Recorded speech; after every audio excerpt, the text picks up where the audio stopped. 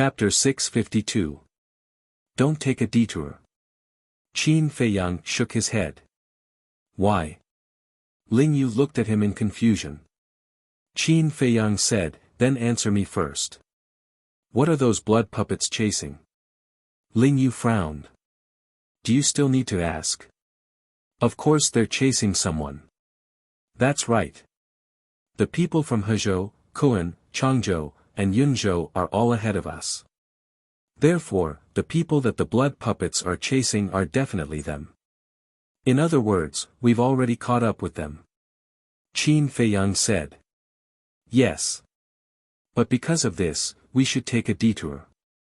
Because only by avoiding the blood puppets in front of us can we really overtake them. Ling Yu said.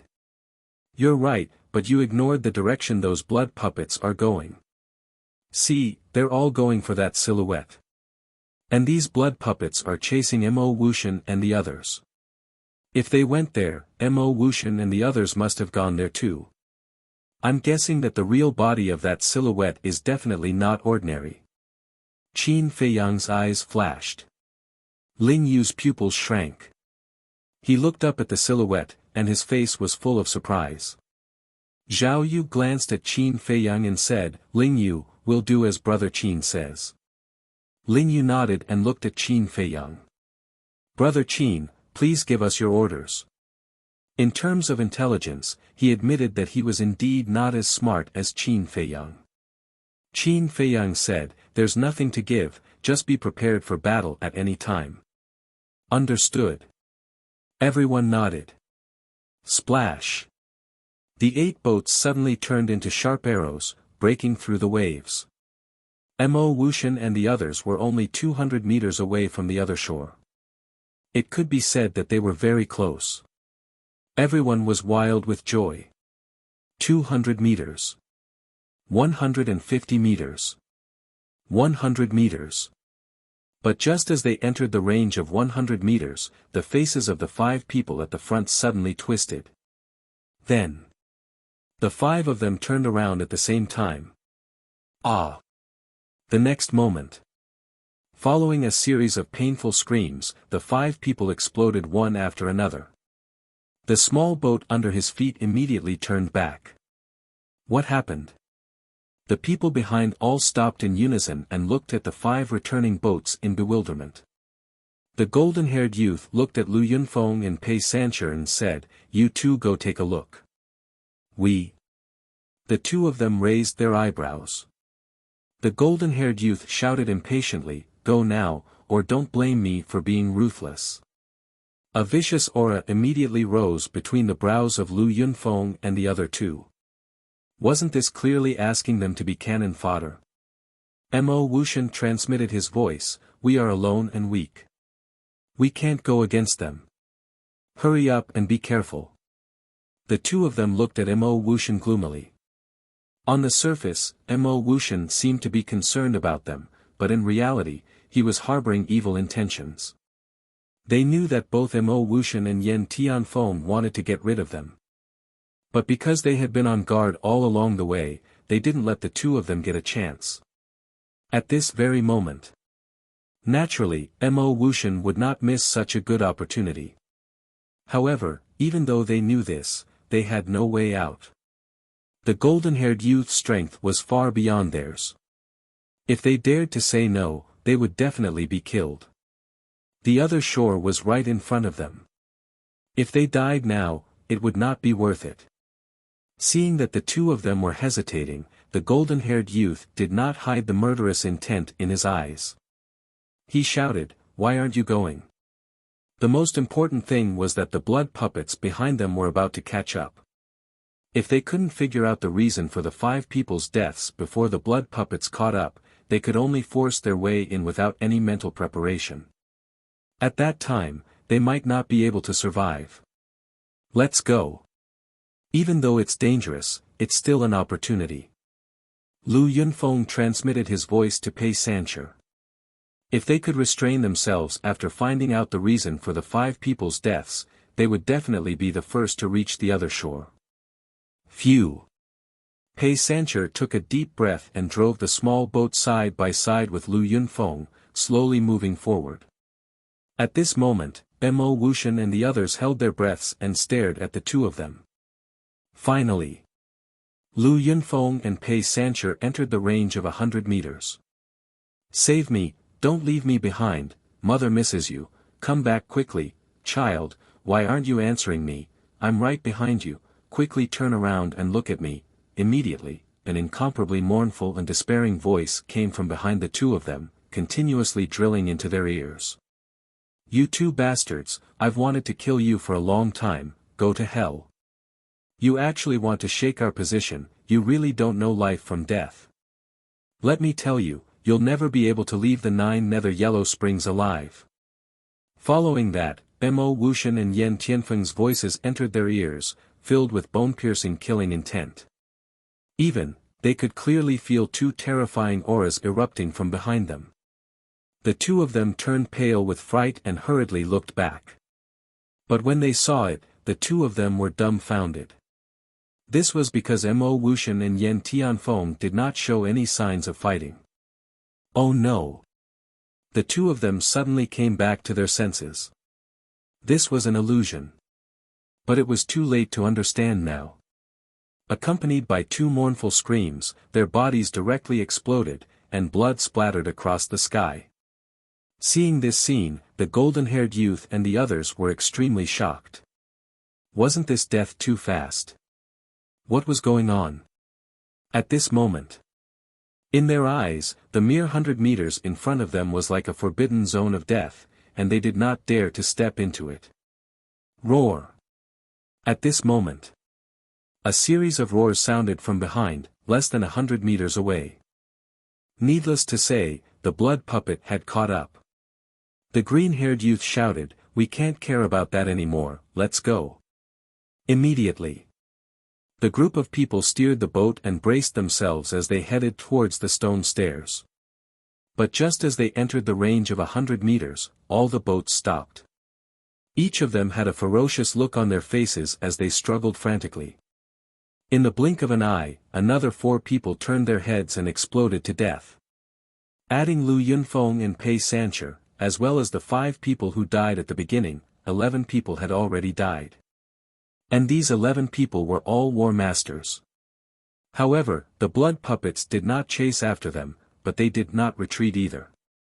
They blocked behind Tan Wu and the others, clearly wanting to cut off their retreat.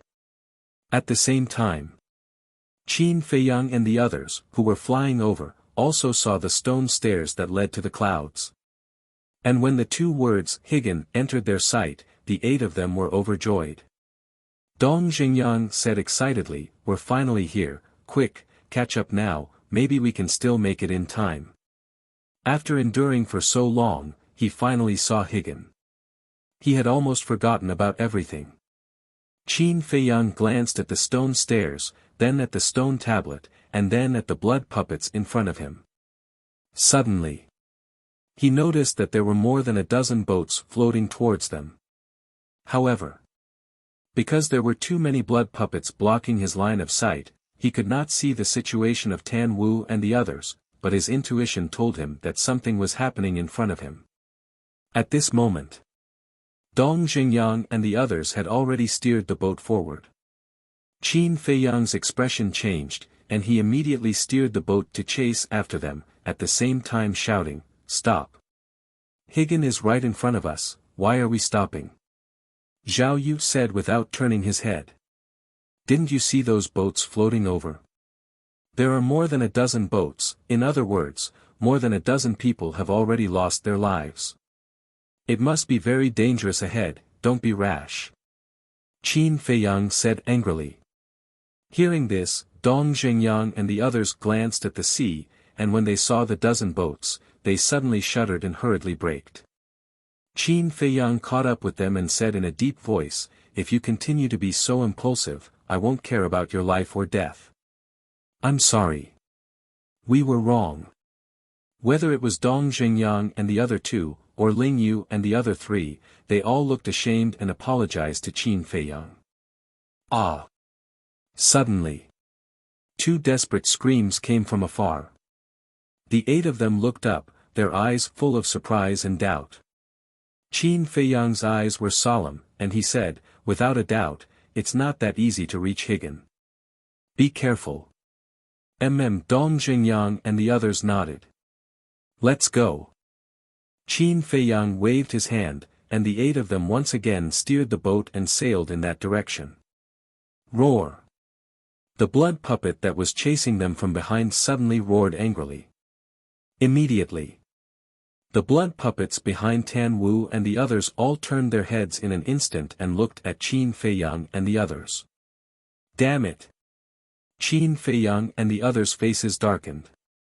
They didn't know how many blood puppets were behind them, but there were more than 50 blood puppets in front of them. Roar! The 50 blood puppets immediately rushed toward Qin Feiyang and the others, and their roars shook the sky and the earth. What should we do? Dong Jingyang looked at Qin Feiyang. Qin Feiyang looked at Lu Xingchen and said, shouldn't you also make a move? We can't always let Ling Yu and the other 3 do it. Everyone looked at Lu Xingchen in surprise. How would I dare to disobey Brother Qin's orders? Lu Xingchen smiled, raised his hand and pointed in the air, and a giant storm suddenly appeared out of thin air. Those wind blades emitted the power to destroy the world. At the same time, his aura was like a rainbow, as if a god had descended to the world. What a powerful aura! What a terrifying battle art! Lu Xingchen, you're actually a 3-star war grandmaster. Dong Jingyang and Ren Wushuang were dumbstruck. Ling Yu and the other 2 were also shocked. And according to their judgment, the battle art that Lu Xingchen was using now was also a perfect battle art. Lu Xingchen smiled faintly and said, I don't think I've ever admitted that I'm a 7-star war emperor. Woo woo. Crash. After he finished speaking, he waved his hand, and the giant storm whistled toward the blood puppets in front. Wherever it passed, the sea rolled and waves of blood surged. Those blood puppets were like rotten wood, unable to withstand a single blow, and a large number of them were instantly obliterated. In just 2 blinks of an eye, the giant storm forcibly tore a hole in it. Ling Yu and the other 3 looked at each other. They never thought that there would be such a terrifying expert hidden in the spiritual state. Now is not the time to be distracted, let's go. Qin Feiyang shouted. The 8 of them steered the small boat and followed behind the giant storm, advancing rapidly. In less than 10 breaths, the 8 of them rushed out of the encirclement. But when they saw the current situation of Tan Wu and the others, their faces were full of shock and bewilderment. What were these people doing? Chapter 653. Qin Feiyang waved his hand and said, something's wrong. Stop. The 8 boats immediately stopped in unison. At this moment, they were only 50 to 60 meters away from the 100-meter range. The other shore is right in front of us. Any normal person wouldn't stop here. Unless there are other factors. But we can't see their expressions. It's hard to tell. Lu Xingchen frowned. I can't take it, I'd rather die, suddenly. A person from Kuan-zhou howled and turned around. Naturally, the outcome was that he exploded and died. The moment this person turned around, Qin Feiyang and the others captured his expression. His twisted face was filled with pain. His blood-red eyes were filled with despair. Ren Wushuang said, could it be an illusion? It shouldn't be. Illusions would appear at any time on our way here. They must be the same. But they were able to come here alive, which means that their willpower is not weak. How could they be confused by illusions at this last step? Zhao Yu said. Roar. The blood puppets behind them approached step by step. Qin Feiyang said, we can't delay any longer. No matter what, we can only move forward. But before he finished speaking, an angry roar suddenly exploded. What can mere illusions do to me? The one who shouted was Tan Wu. At the same time, the boat under his feet finally moved and sailed toward the other shore. It's really an illusion. Zhao Yu's gaze trembled. Dong Jingyan said in a deep voice, and this illusion is very unusual. Otherwise, so many people wouldn't have died here.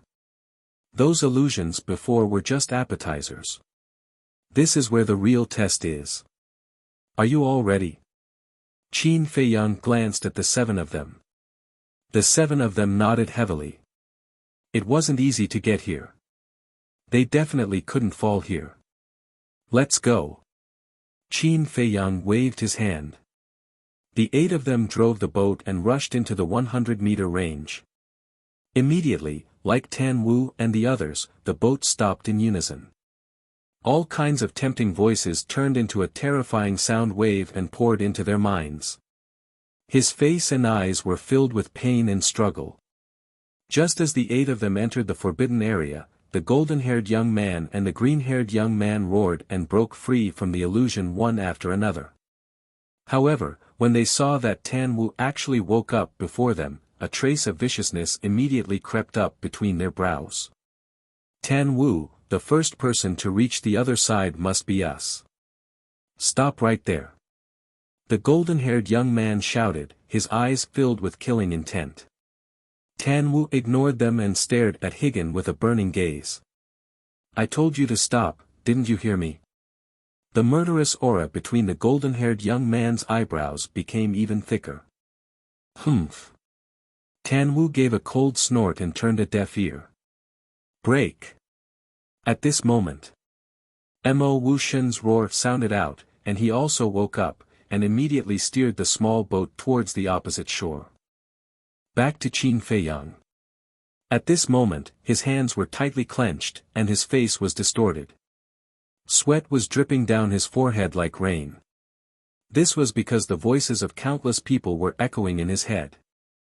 There was his mother's voice, it was Uncle Yuan's voice, there was Ling Yunfei's voice, it was Luo Qingzhu's voice, it was Jiang Jingyi's voice, and the voices of Ma Hongmei, Suoan, Old Monster Lu, and Dong Zheng. In short, whether it was his relatives, friends, or enemies who had died in his hands, they were all talking behind his back at this moment. Some people said that they missed him. Some people said that they wanted to kill him. There were also people who said that they wanted to take his life. Moreover, some voices sounded in his ears. He could even clearly feel the hot air coming out of the mouths of those people who were talking. It was as if there was really someone behind him. Qin Feiyang also finally understood now why Tan Wu and the rest would stop here. Because the illusion here was too real. It was no exaggeration to say that the illusions he had experienced on the way were not even 1/10,000th of the illusions here. Your Highness, is the outside world fun? Do you want to return to the imperial capital? Unfortunately, you are no longer the 14th prince. You are now just a dog that no one wants. You will never be able to return to the imperial capital, suddenly. The voices in his ears changed and turned into mocking laughter. Wild laughter. The appearance of these voices caused Qin Feiyang's murderous aura to soar. Because the owners of these voices were the people who had hurt him in the imperial capital. He was going crazy with hatred. His nails had already sunk into his skin, and blood was flowing. But he gritted his teeth and endured it. The last bit of reason he had told him that he absolutely could not turn back. Suddenly, a monstrous murderous aura rushed out of his body. His black hair fluttered as he roared towards the sky, I swear, I will kill all of you with my own hands and make you regret it. With this roar, all the voices in his ears suddenly disappeared. Who? At this moment, Qin Feiyang's body went soft as he half knelt in the boat. Sweat dripped like raindrops and he panted like an ox. It was really dangerous just now, and he almost lost his mind. However, it was also thanks to the voices of those people just now.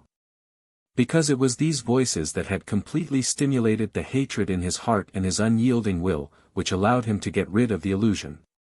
This is Qin Feiyang's voice.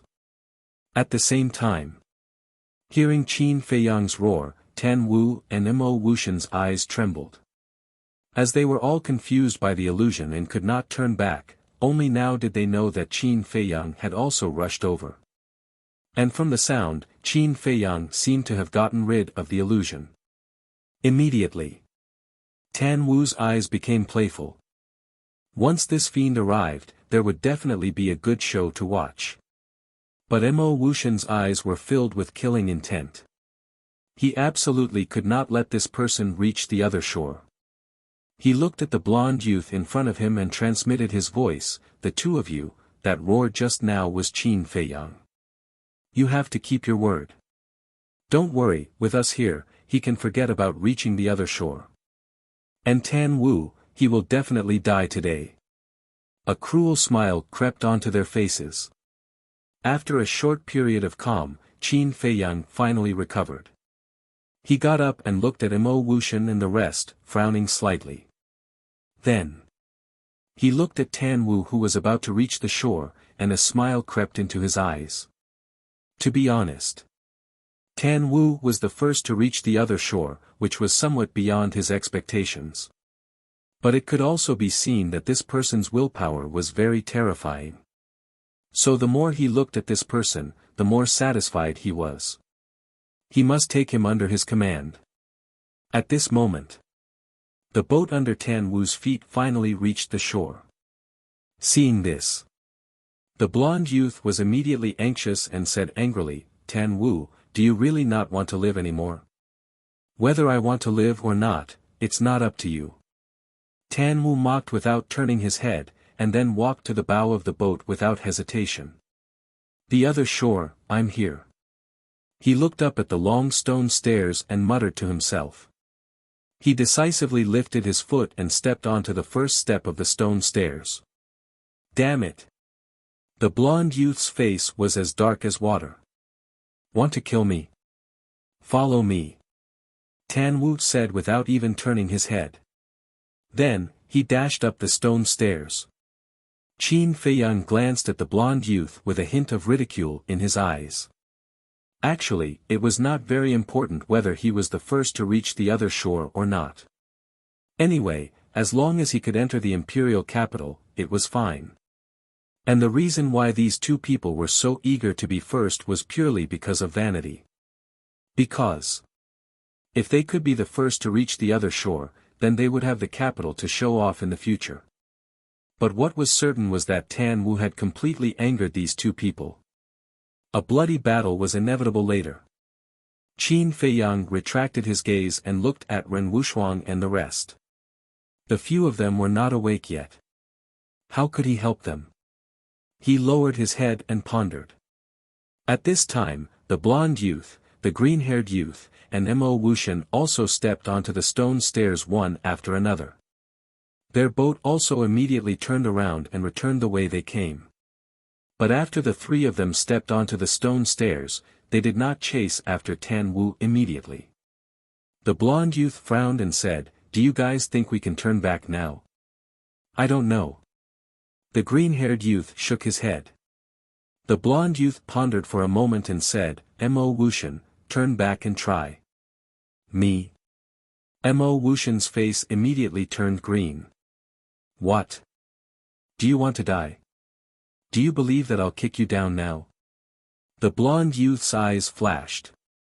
"Mo Wuxian, you have to be sure that you can turn back first before we can help you deal with Qin Feiyang. If we can't turn back, how can we deal with him? So, don't hesitate, lest you really get kicked into the sea of bitterness. At that time, there will be no hope." The green-haired youth said with a smile.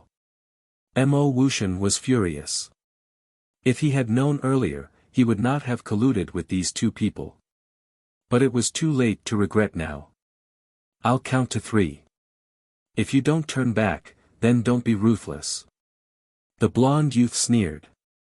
3, 2, 1. The golden-haired youth was counting slowly, but in Mo Wuxian's ears, it was like a talisman that hastened his death. Just as he counted to 1, Mo Wuxian gritted his teeth, closed his eyes, and suddenly turned around, his face filled with nervousness and panic. 1 breath. 2 breaths. 3 breaths, until 10 breaths passed, Mo Wuxian did not show any signs of exploding. He slowly opened his eyes. Seeing that he was unharmed, he was immediately overjoyed and said, "I can turn back." The blonde youth was also overjoyed and immediately turned to look at the Sea of Bitterness. After more than a month, this is the first time we turn back to enjoy the scenery of the Sea of Bitterness. The blonde youth laughed. Yes. The green-haired youth nodded, and then asked, Mo Wuxian, who is Qin Feiyang? He is. Mo Wuxian pointed at Qin Feiyang, who was in deep thought with his head lowered, and a cold light flashed in his eyes. The two looked over and sized up Qin Feiyang for a moment, and a trace of disdain appeared in their eyes. Isn't he just a one-star battle ancestor? What's the big deal? Killing him is as easy as waving my hand. But isn't he awake? Why hasn't he come up? The blonde youth said with disdain, and then asked suspiciously. Mo Wuxian thought for a moment and said, "This person is a very emotional person. He should be trying to help his companions. So childish." The two of them shook their heads mockingly.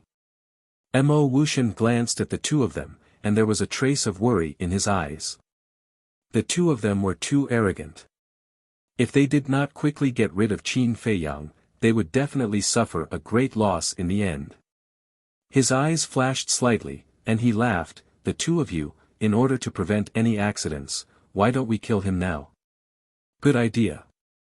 We have already left the Sea of Bitterness, and can kill him freely. But his hands and feet are tied on the small boat." The two of them laughed very brightly. Mo Wuxian also laughed. Then what are we waiting for? Let's end his dog life. Boom. Immediately. Chapter 654. Qin Feiyang suddenly raised his head and looked at Mo Wuxian and the other two. Mo Wuxian laughed, "Qin Feiyang, as long as you kneel down and beg me, I will let you go and let you reach the other side." Qin Feiyang laughed and said, "You think you are qualified to make me kneel?" He could not do such a thing that hurt his self-esteem. Moreover, even if he really knelt down, Mo Wuxian would not let him go. Stubborn. Mo Wuxian shook his head, and with a clang, a blood blade appeared above his head, emitting a shocking sharpness. At the same time, the two also raised their arms, battle chi surging at their fingertips, and a terrifying aura spread out. Qin Feiyang looked at the two and frowned, "I have no enmity with you, why do you want to help Mo Wuxian deal with me?" "Yes. There is indeed no enmity between us, but we have always liked to kill geniuses. I heard that you, Qin Feiyang, are not only talented in cultivation, but also in alchemy, so killing you personally will definitely be very satisfying." The two laughed. "Aren't you afraid of going for wool and coming home shorn?" Qin Feiyang's eyes turned cold. These two were not only vain, but also self-righteous. You are now a fish on the chopping board, at our mercy, do you know that?" The two of them chuckled, their expressions full of disdain. "What about your companions?" Qin Feiyang pointed at Yan Tianfeng and the others. If Mo Wuxian and the other two really made a move at this moment, these people would definitely suffer. But just as he finished asking, Qin Feiyang laughed at himself. Back in the Spirit Cloud Mountain, Yan Tianfeng and Pan Wuyan joined forces to kill Mo Wuxian, and Mo Wuxian had long held a grudge in his heart, so why would he care about Yan Tianfeng's life? Even if he was not here today, Mo Wuxian would not let Yan Tianfeng reach the other side. As for the two, although he did not know much about them, from the previous conversation, he could already tell that the two were selfish people. In short, in their eyes, they only cared about themselves, and everyone else was a pawn, cannon fodder. True enough. Hearing what Qin Feiyang said, the three of them all had smiles on their faces. Evidently, they were mocking Qin Feiyang. "You guys are really ruthless. Qin Feiyang shook his head. Alas! Could it be that you understand that those who achieve great things have to be ruthless? For someone as naive and childish as you, no matter how talented you are, it will be difficult for you to achieve great things. The golden-haired young man sighed, feeling rather regretful. Qin Feiyang glanced at the three of them, his eyes filled with disgust. In fact, the reason he said so much nonsense was to stall for time. Because it was just as Mo Wuxian and the other two had said, he couldn't move freely on the small boat. Of course. If Mo Wuxian was alone, he wouldn't have cared. Even if Mo Wuxian was a 2-star battle master now, with his methods, he could easily kill him. However, the auras emitted by the blonde and green-haired youth were comparable to Lu Xingchen. It could be seen that they were both 3-star war masters. 2 3-star war sect teaming up, in addition to Mo Wuxian, this was a bit unbearable. However, the most important thing was still Ren Wuxuang. He didn't care about Lu Xingchen and Dong Xingyang, he also didn't care about the lives of Ling Yu and the other three. However, he couldn't ignore Ren Wuxuang. Ren Wuxuang hadn't woken up yet. Once they started fighting, he would definitely suffer. Glancing at Ren Wuxuang, Qin Feiyang still wanted to stall for time, but the three of them didn't give him a chance. To be exact, the three of them had seen through his goal. After all, the three of them weren't stupid. Boom! The three great battle arts attacked. This place was instantly filled with surging waves. Qin Feiyang and the others' boat was violently shaking in the bloody waves, as if it could be submerged at any time. What should we do? Qin Feiyang's eyes flickered. Abruptly, he gritted his teeth and activated the battle art. He raised his hand and waved it in the air. An invisible force roared out and pounced towards the three great battle arts. Boom! The invisible force collided with the three great battle arts in the air, and a terrifying destructive wave was suddenly born. Qin Feiyang's body trembled and he immediately spat out a mouthful of blood. Although he was severely injured, he was able to withstand it with the protection of the battle art. However, the bloody waves on the sea were even more turbulent, reaching a height of more than 10 meters. This was the problem that Qin Feiyang was worried about. Once they fought with all their strength, even if they weren't killed by Mo Wuxian and the other two, they would be swallowed by the bloody waves and fall into a sea of suffering. However, Mo Wuxian and the other two didn't have to worry about this. Because no matter how high the bloody waves were, they just had to retreat to a higher place on the stone stairs. On the sea, the bloody waves covered the sky and pounced towards Qin Feiyang and the others. If they couldn't think of a way, even the gods wouldn't be able to save them. Suddenly, Qin Feiyang had a plan in his mind. However, this plan was really risky. It could even be said that there was a slim chance of survival. But now, it seemed that there was no other choice but to gamble. Whoosh! Without the slightest hesitation, Qin Feiyang leaped and actually landed on Ren Wuxuang's small boat. Seeing this, Mo Wuxian and the other two were stunned. Was this guy crazy? Didn't he know that he was digging his own grave? Because the stone tablet clearly recorded that the boat could only carry one person. If there was one more person, the boat would immediately sink to the bottom of the sea. And this point was immediately confirmed. When Qin Feiyang landed on the boat immediately sank to the bottom of the sea. Moreover, Qin Feiyang's own boat also turned around and floated away. In other words, he had no way out now. He could either find a way to reach the shore or fall into the sea of suffering. The former was obviously impossible. Because Mo Wuxian and the other two wouldn't allow him to reach the shore. Moreover, even if the three of them didn't stop him, Qin Feiyang couldn't reach the shore without being able to fly. Therefore, only the latter was left, falling into the sea of suffering. But at this time, Qin Feiyang didn't panic at all. He waved his hand and directly sent Ren Wuxuang to the castle. Then, without hesitation, he jumped onto Dong Xingyang's boat and sent Dong Xingyang to the castle. Stupid. The blonde youth sneered. In order to save others, he didn't care about his own safety. How stupid. There's no other way. He's such a stupid person. Mo Wuxian shook his head and smiled. But this is good too. We don't have to do anything. He will fall into the sea of suffering himself. The green-haired youth smiled. In the blink of an eye. Just as the three of them were talking, Qin Feiyang saved Lu Xingqian and then looked at Zhao Yu and the other three. Since there was no way out, he might as well save them all. He jumped onto the four people's boats and sent them to the castle. After saving the four people, he stopped. The boat under his feet was sinking rapidly. He didn't save Yan Tianfeng and the others because their life and death had nothing to do with him. He looked up at Mo Wuxian and the other two.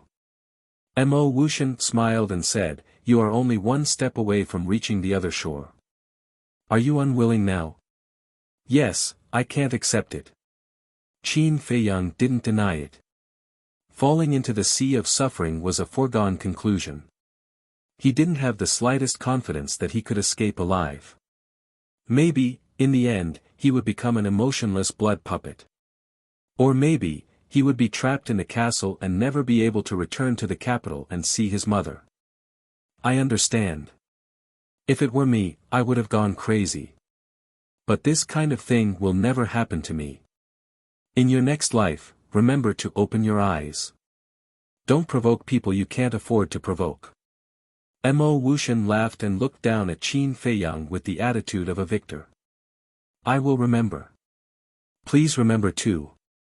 Qin Feiyang's eyes narrowed slightly. A cold glint burst forth from his eyes. Then, he went to the ancient castle. Splash! The boat also sank to the bottom of the sea. And Yan Tianfeng and the others from Quanzhou and Changzhou were all swallowed by the blood waves. When the sea returned to calm, the blonde youth retracted his gaze and turned to Mo Wuxian and said, "Are you happy now?" "Yes. Thank you. But, forgive me for being blunt, but by helping me, you are actually helping yourselves. Because with Qin Feiyang's talent, if he enters the capital, he will definitely pose a great threat to you." Mo Wuxian laughed. "Do I need you to say that? If not for this, would we attack him? Do you really think we are giving you face? Naive." The two looked at Mo Wuxian mockingly and then looked up at Tan Wu on the stone stairs. Their eyes flashed coldly. "It's time to deal with that trash." The two stepped forward and chased after Tan Wu. Who is the naive one? Let's wait and see. Mo Wuxian laughed coldly and quickly followed. What a pity to die like this. At the same time, Tan Wu also looked down at the sea, his eyes full of regret. If Qin Feiyang did not die, he would definitely become a great person in the future. Unfortunately, he died prematurely. Then, he looked at Mo Wuxian and the other two again. Murderous intent flashed in his eyes, and then he continued to climb to the top of the stone stairs. At the same time, the ancient castle turned into a speck of dust and kept sinking to the bottom of the sea of bitterness. And the ancient castle fell into a dead silence at this moment. Whether it was Fatso and the rest or Qin Feiyang, they all had their heads lowered and their expressions were extremely ugly. Where is this? Suddenly, a confused murmur sounded, breaking the silence here. Qin Feiyang looked up and saw Lingyu looking at the ancient castle suspiciously. And Lu Xingqian, Dong Zhengyang, Ren Wushuang and the other three also woke up one after another.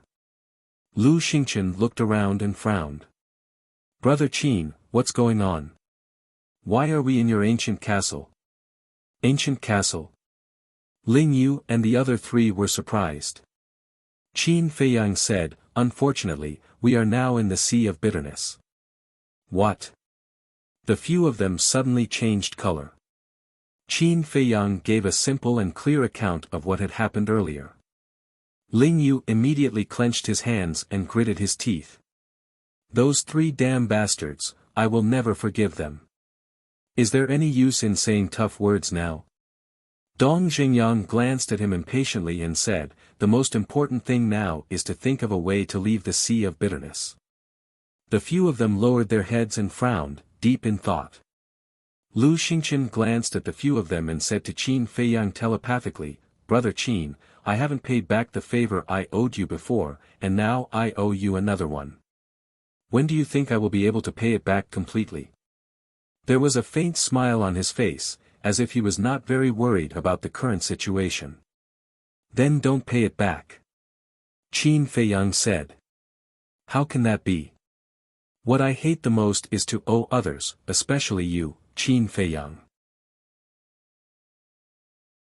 Chapter 655. Qin Feiyang looked at Lu Xingqian and frowned slightly. What was this person trying to say? Suddenly, he noticed the smile on Lu Xingqian's face and said, Do you have a way to leave Bitter Sea? Lu Xingqian pondered for a moment and nodded. There is indeed a way. Qin Feiyang's eyes lit up. Lu Xingqian said, But I have a condition. A condition? Qin Feiyang raised his eyebrows. If I didn't save you, you would have become a blood puppet. Don't you think it's a bit excessive to talk about conditions with me now? That's a different matter. I will slowly repay you for saving my life in the future. Lu Xingqian said. Qin Feiyang said angrily, You're hitting me when I'm down. No. Lu Xingqian shook his head and smiled. I'm negotiating with you. There's no threat. Even if you don't agree in the end, I will still take you out of Bitter Sea. But I have no obligation to help Wolf King and Fatso. Hearing this, Qin Feiyang was furious to the extreme. This was not a threat. Even an idiot would be able to tell. Qin Feiyang suppressed his anger and said in a deep voice, Tell me, what condition? Lu Xingqian said, After entering the imperial capital, I need you to do something for me. As for what it is, I will tell you when the time comes. Qin Feiyang frowned. How could he agree so easily if it was so vague? Lu Xingqian looked at Qin Feiyang's expression and knew what Qin Feiyang was worried about. He said, Don't worry, I won't let you do anything outrageous. Qin Feiyang gritted his teeth and nodded. Okay, as long as it's not outrageous, I can agree. Lu Xingqian laughed, Brother Qin is indeed a straightforward person. Boss, you and Lu Xingqian are exchanging flirtatious glances. Are you secretly plotting some shady business? Fatso had been paying attention to them for a long time. Too much nonsense. Qin Feiyang rolled his eyes at him.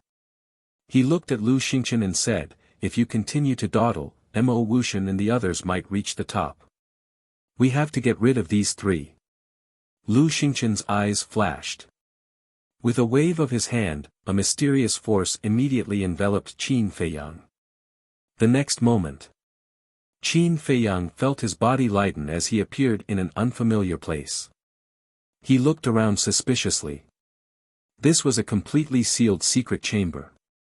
It was about 1,000 feet wide, but there was nothing in this vast space. Qin Feiyang asked, Could this be your spatial divine object? Yes. Lu Xingqian nodded. Qin Feiyang asked suspiciously, What about the king crocodile? Lu Xingqian said, It's outside the secret chamber. What? Qin Feiyang's eyes trembled. He said in surprise, You mean, your spatial divine object has more than one space? Yes. The space outside is much bigger than this.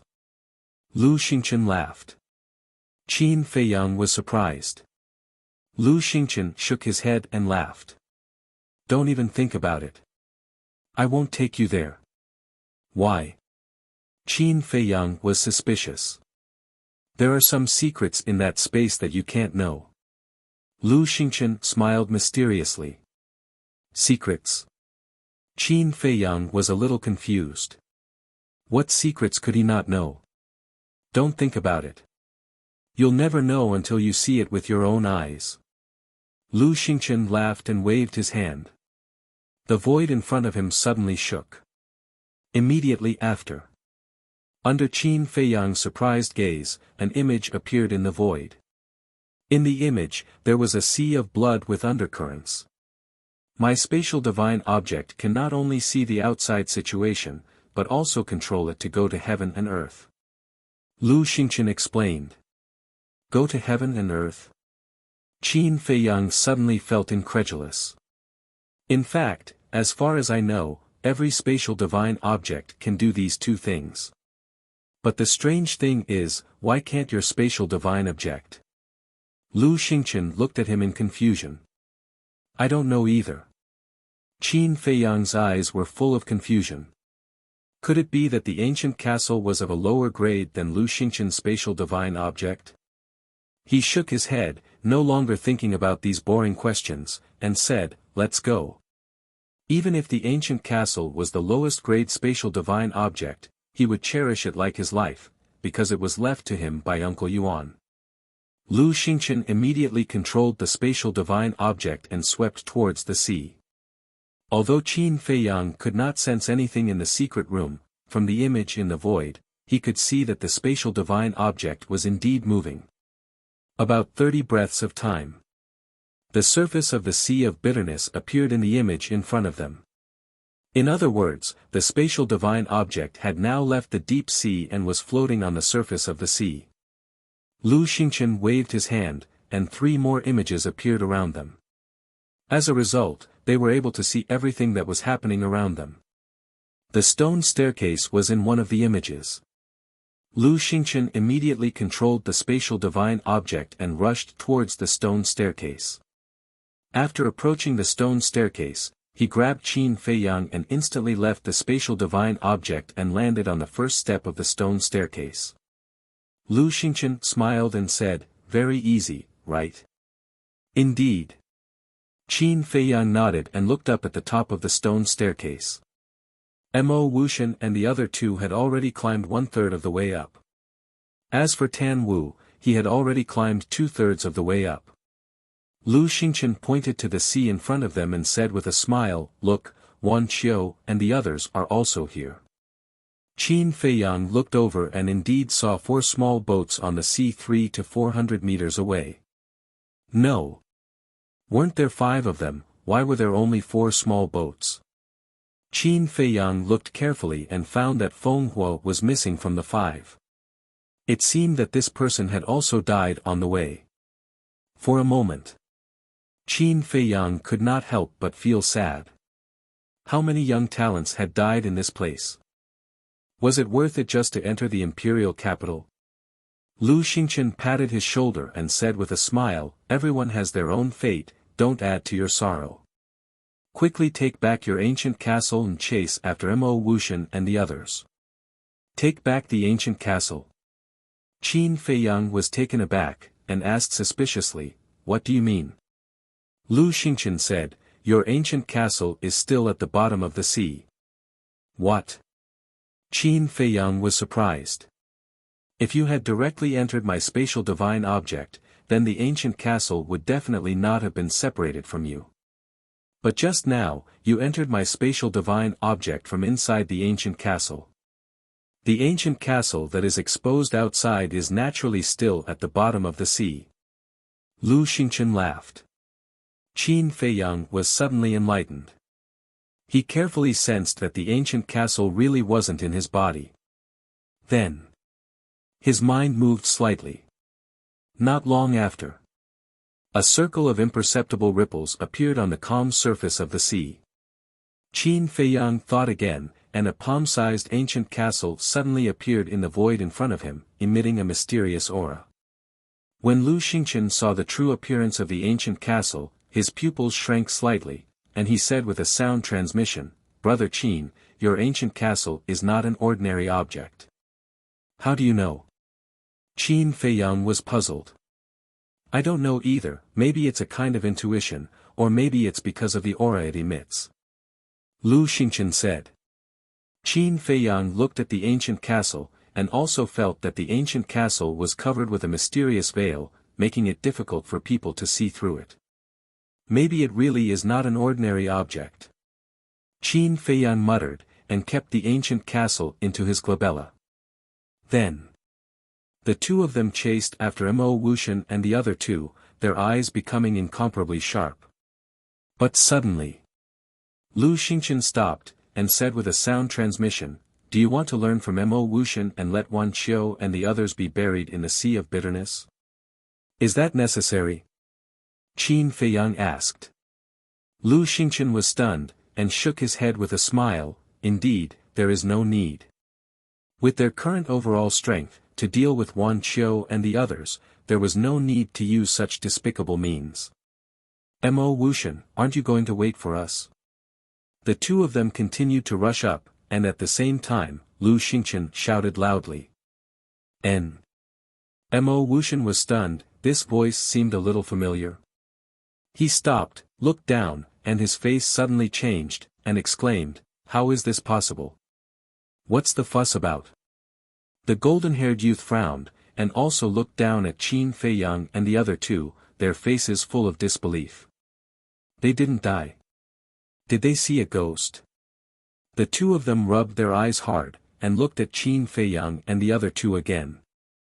They really didn't die. In their hearts, stormy waves were immediately set off. They fell into the sea of bitterness and didn't die. How did they do it? At the same time, Tan Wu, who was at the top, also stopped moving forward, and looked at Qin Feiyang and the other two in surprise. Suddenly, the golden-haired youth asked, "Mo Wuxian, do they have any special treasures on them?" "Special treasures?" Mo Wuxian frowned and said, "I only know that Qin Feiyang has a space divine item that can hide in, and a dagger that can cut iron like mud. As for the other person, I don't know much. I think, they were able to escape from the sea of bitterness because of Qin Feiyang's space divine item, or that dagger." The golden-haired youth's eyes were bright and full of greed. Mo Wuxian said in surprise, "What do you mean? Kill and steal?" The golden-haired youth said word by word, with a piercing murderous intent. "No. Didn't you see the person beside Qin Feiyang? His aura is as strong as yours. I'm afraid if they fight, it will be a lose-lose situation. And Qin Feiyang's methods are also quite impressive. He's not easy to deal with." Mo Wuxian shook his head, his eyes full of worry. Previously, when they made a move against Qin Feiyang, it was because they had the advantage of time, place, and people. But now that Qin Feiyang had already come ashore, their advantage had disappeared. It would not be easy to deal with Qin Feiyang again. Lose-lose. Are you joking? So what if that person is a 3-star war sect? We have 2 3-star war sects here. Could it be that we can't beat him alone? As for Qin Feiyang, a mere 1-star war sect is nothing to worry about. If you're afraid, then scram. In any case, after we kill them, you won't be able to get anything." The golden-haired youth said with contempt. "Arrogant idiot, sooner or later you'll lose your life." Mo Wuxian secretly sneered, and nodded, "All right, then I wish you good luck." With that, he turned around and ran up the stairs without looking back. The green-haired youth looked at Mo Wuxian and said disdainfully, "What a cowardly and incompetent trash." The golden-haired youth shook his head. This kind of person, even if he enters the imperial capital, he won't be able to do anything. Following that, the two of them stood on the steps with their arms crossed, looking down at Qin Feiyang and Lu Xingqian. That arrogant attitude, that contemptuous gaze, it was as if they were waiting for their prey. But who was the prey? Chapter 656.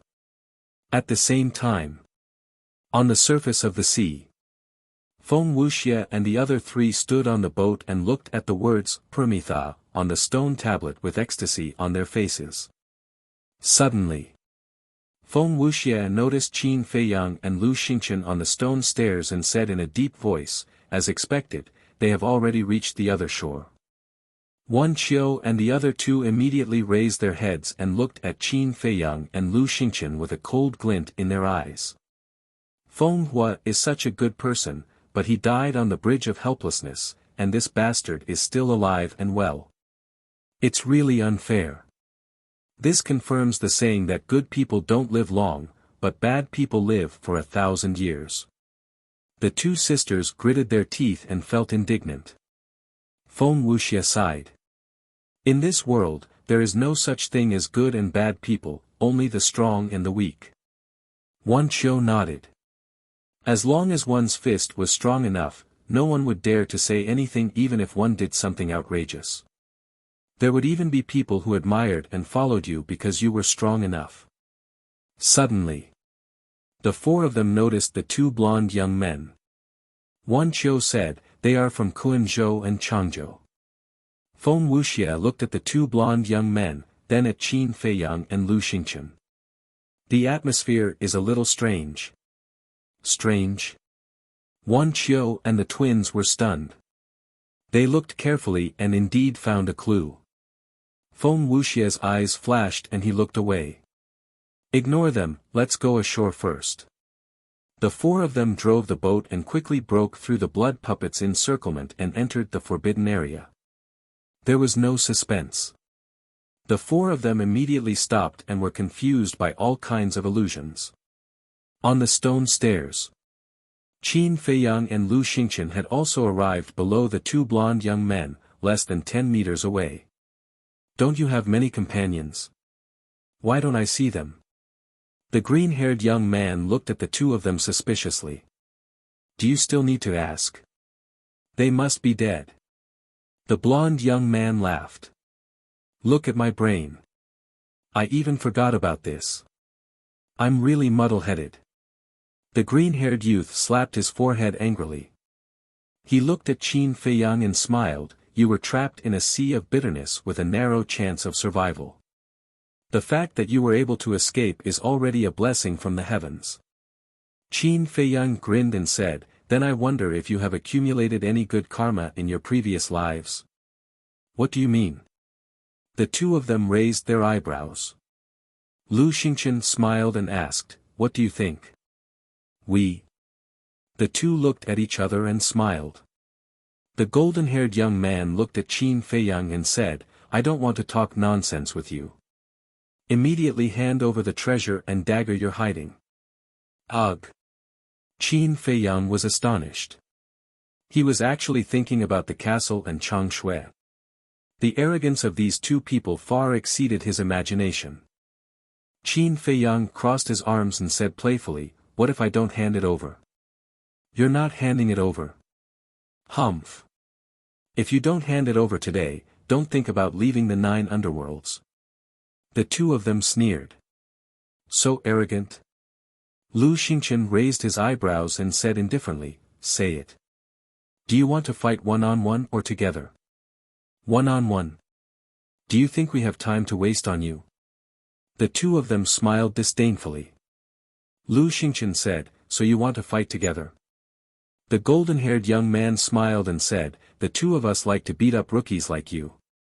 Qin Feiyang and Lu Xingchen looked at each other with a smile in their eyes. Qin Feiyang looked at the two of them again and asked seriously, Do you really like to fight in groups? You don't agree? The two of them were full of arrogance. Yes, of course. Since you like it, I must fulfill your wish. Qin Feiyang smiled brightly.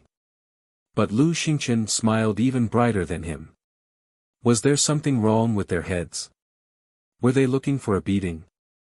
Looking at the smiles on their faces, the golden-haired young man and the green-haired young man felt inexplicably flustered. But when they thought of their own strength, their arrogance came back. The golden-haired young man said, My patience is limited. Don't play dumb with me anymore. All right then. I officially announce the start of the dog abuse event. Qin Feiyang waved his hand, and one figure after another appeared beside him. There was Fatso, Wolf King, and the Black Dragon Snake. There was also Ren Wushuang, Shen Mei, Dong Xingyang, Dongfang Wuhan, and Murong Xiong. Of course. There were also the four of them. How is this possible? They're actually not dead. The golden-haired young man and the green-haired young man's expressions changed. Qin Feiyang looked at the crowd and smiled. Everyone, you heard what they said just now, right? Do you know what to do? Of course. The Wolf King chuckled.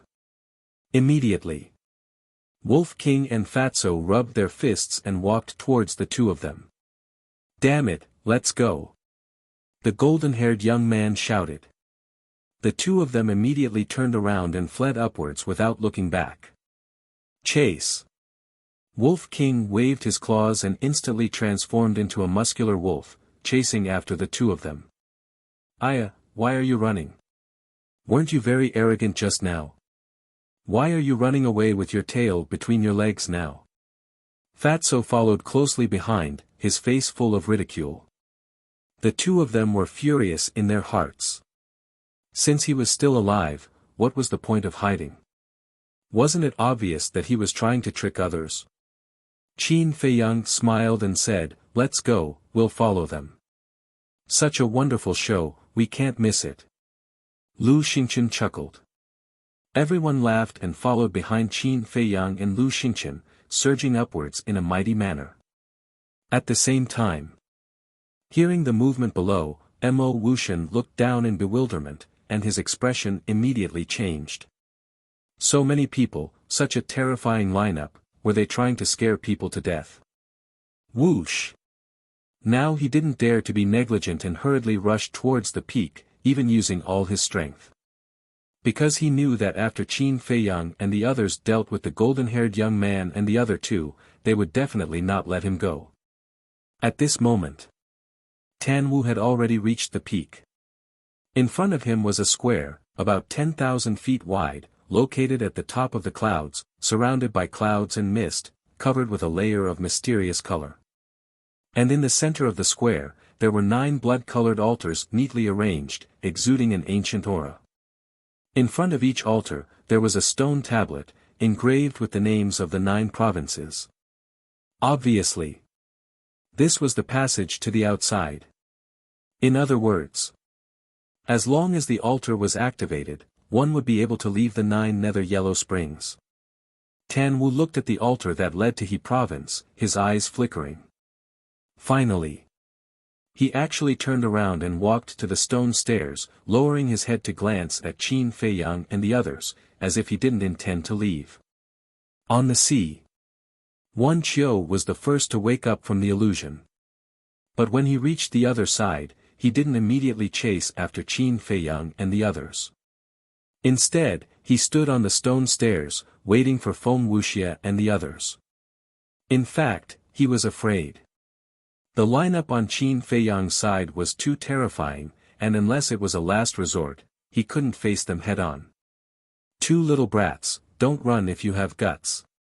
"Yeah, it's so tiring, stop, Fat Lord promises not to hit you."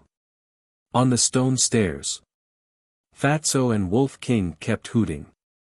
The golden-haired young man and the other two fled desperately, looking extremely embarrassed. Looking at this scene, Qin Feiyang and the others also had smiles on their faces. Zhao Yu smiled and said, "There's a saying that is right, mountains and rivers turn, and the one who laughs last is the real winner." Qin Feiyang said, "So it's better to keep a low profile." Low profile? Zhao Yu was stunned and then rolled his eyes. He really couldn't tell how Qin Feiyang was low profile. Ling Yu also looked at Qin Feiyang speechlessly and said, "Wolf King and Fatso probably won't be able to catch up, I'll go stop them." Although Wolf King had the perfect auxiliary battle technique, air escape steps, his cultivation was only a 2-star battle grandmaster. And although the golden-haired young man and the other two only had superior auxiliary battle techniques, they were both 3-star battle grandmasters. So in terms of speed, the two sides were equal. So, no matter how Wolf King and Fatso chased, they couldn't catch up. No need. Qin Feiyang waved his hand. "Huh." Ling Yu frowned. What did he mean? Didn't he want to kill the two of them? Qin Feiyang said, "Killing them now is not enough to make them completely despair." Ling Yu and the others looked at each other. What was this guy planning? Lu Xingchen pondered for a while and understood. He gave Qin Feiyang a thumbs up and said, you also plan to deal with Dongfang Wuhan and Murong Xiong like this? Of course. Qin Feiyang replied. Lu Xingchen glanced at Dongfang Wuxian and Murong Xiong from the corner of his eyes, and the corner of his mouth pursed into a meaningful smile. At the same time, Dongfang Wuhan and Murong Xiong were also secretly talking. Murong Xiong sighed, I didn't expect us to really come to the other side. Yeah, now we're just waiting to enter the capital. Dongfang Wuhan was also very excited. Murong Xiong asked, what about Qin Feiyang? Him. Humph. Although we only reached the other side with his help, it doesn't mean that I have to be grateful to him. When we leave this place, I will let him know who the real winner is. Dongfang Wuhan sneered secretly. Yes. We can't let him ride on our heads again. Murong Xiong nodded. He won't. The number one alchemist in the inner palace can only be me. Dongfang Wuhan's eyes flashed with a wisp of cold light. Time passed breath by breath. Mo Wuxian, who was in front, had finally climbed to the top. When he saw the 9 altars, he was immediately overjoyed and immediately rushed toward the altars. Swish! However, at this moment, Tan Wu stood in front of him. Mo Wuxian was slightly taken aback and said angrily, Tan Wu, what are you doing? What am I doing? Isn't it obvious? Tan Wu revealed a mouthful of white teeth. You want to help Qin Feiyang stop me? Why? What benefits did Qin Feiyang give you? Tell me, I can give you double. Mo Wuxian was both shocked and angry. Now that he was only one step away, how could he be stopped here? Tan Wu shook his head and said, he didn't give me any benefits. Then why? Don't tell me that the number one person in the inner palace of He province still has to curry favor with him. Where is your dignity? Where is your face? Mo Wuxian roared. Curry favor with him. Since you want to know so much, then I'll tell you. Back then, he could have killed me, but he didn't do so in the end, so I have to return this favor to him. Tan Wu said. Mo Wuxian said angrily, but you also said that your companions all died in his hands. Now that you're still helping him, are you worthy of those who died? Tan Wu was a 2-star war master, and he was also a 2-star war master. If they were to really fight, he was not afraid. Chapter 657. Qin Feiyang did indeed kill my companion. But he did spare my life. Otherwise, I wouldn't have the chance to stand here, much less be the first person to reach the other side. As a person, one must distinguish between gratitude and grudges. Tan Wu said expressionlessly. It seems that no matter what I say, you won't listen. You're determined to stop me. Mo Wuxian's gaze was gloomy. That's right. Tan Wu nodded. Since that's the case, then I can only offend you. Killing intent, open. Mo Wuxian let out a stern shout, and blood energy immediately surged all over his body. This place was instantly enveloped by a terrifying killing intent. Clang! With a wave of his hand, a blood blade appeared out of nowhere, emitting a shocking sharpness. This was his strongest battle art. At the same time, a bloody light rushed out from behind him. Within the bloody light, there was a small blood-colored sword. It was only the length of a thumb, but the sharpness it released was even more terrifying than the blood blade. This was his battle soul. To use his strongest battle art at the first moment and activate his battle soul, it was enough to show how anxious he was now. Those who block the way, die. He raised his head and roared. The blood blade and the small blood-colored sword immediately shot towards Tan Wu. However, Tan Wu did not move at all, and there was not the slightest bit of nervousness on his face. I admit that you're very strong. But you're very unfortunate to have met me, because I'm invincible in the same realm. Even a 3-star war sect might not be my match. Tan Wu's body shook, and a palm-sized ancient mountain soared into the sky, floating high in the sky, emitting a mysterious aura. Following closely. Strands of invisible energy gushed out from the ancient peak, surging in all directions. And when these energies enveloped the blood blade and the small blood-colored arrow, their speed suddenly slowed down. And it was directly slowed by half. How is this possible? Mo Wuxian's gaze froze. This is the innate ability of my battle soul, gravity domain. No matter what it is, as long as it's in this domain, its speed will be suppressed by half. As Tan Wu spoke, he walked towards the small blood-colored sword and the blood blade in large strides, as if they were nothing. When he got close, his body slightly tilted, and the blood blade and the small blood-colored sword brushed past him, not causing him any harm. At the same time, the gravity domain rushed towards Mo Wuxian, and Mo Wuxian immediately felt a terrifying gravitational force pressing down on him. He tried to take a step forward, and sure enough, his speed was halved. Tan Wu, take it that I'm begging you, alright? As long as you let me go, I will repay you double in the future. Initially, Mo Wuxian still had some confidence, but upon seeing this terrifying gravity domain, he started to panic. Do you think I'm a child? He's so gullible. Tan Wu shook his head as a trace of ridicule crawled up in his eyes. After spending so much time with Mo Wuxian in the Sea of Bitterness, he understood Mo Wuxian's character quite well. Not only was Mo Wuxian a snobbish person, but he was also a vengeful person. If he really let Mo Wuxian leave now, he didn't know how to deal with him in the future. I swear that I will never cause you any trouble. Please believe me, okay? Mo Wuxian pleaded. Now, he could already sense Qin Feiyang's aura, which meant that he was not far from the peak. If this dragged on, it would be over for him. Tan Wu said coolly, want to leave is very simple, defeat me. You damned bastard, do you really think that I, Mo Wuxian, am a pushover? If you want to die, I'll fulfill your wish. Mo Wuxian was enraged. Clang! That blood-colored sword and blood blade turned in the air and attacked Tan Wu's back. While he executed auxiliary battle arts, carrying a monstrous killing intent as he charged towards Tan Wu head-on like a madman.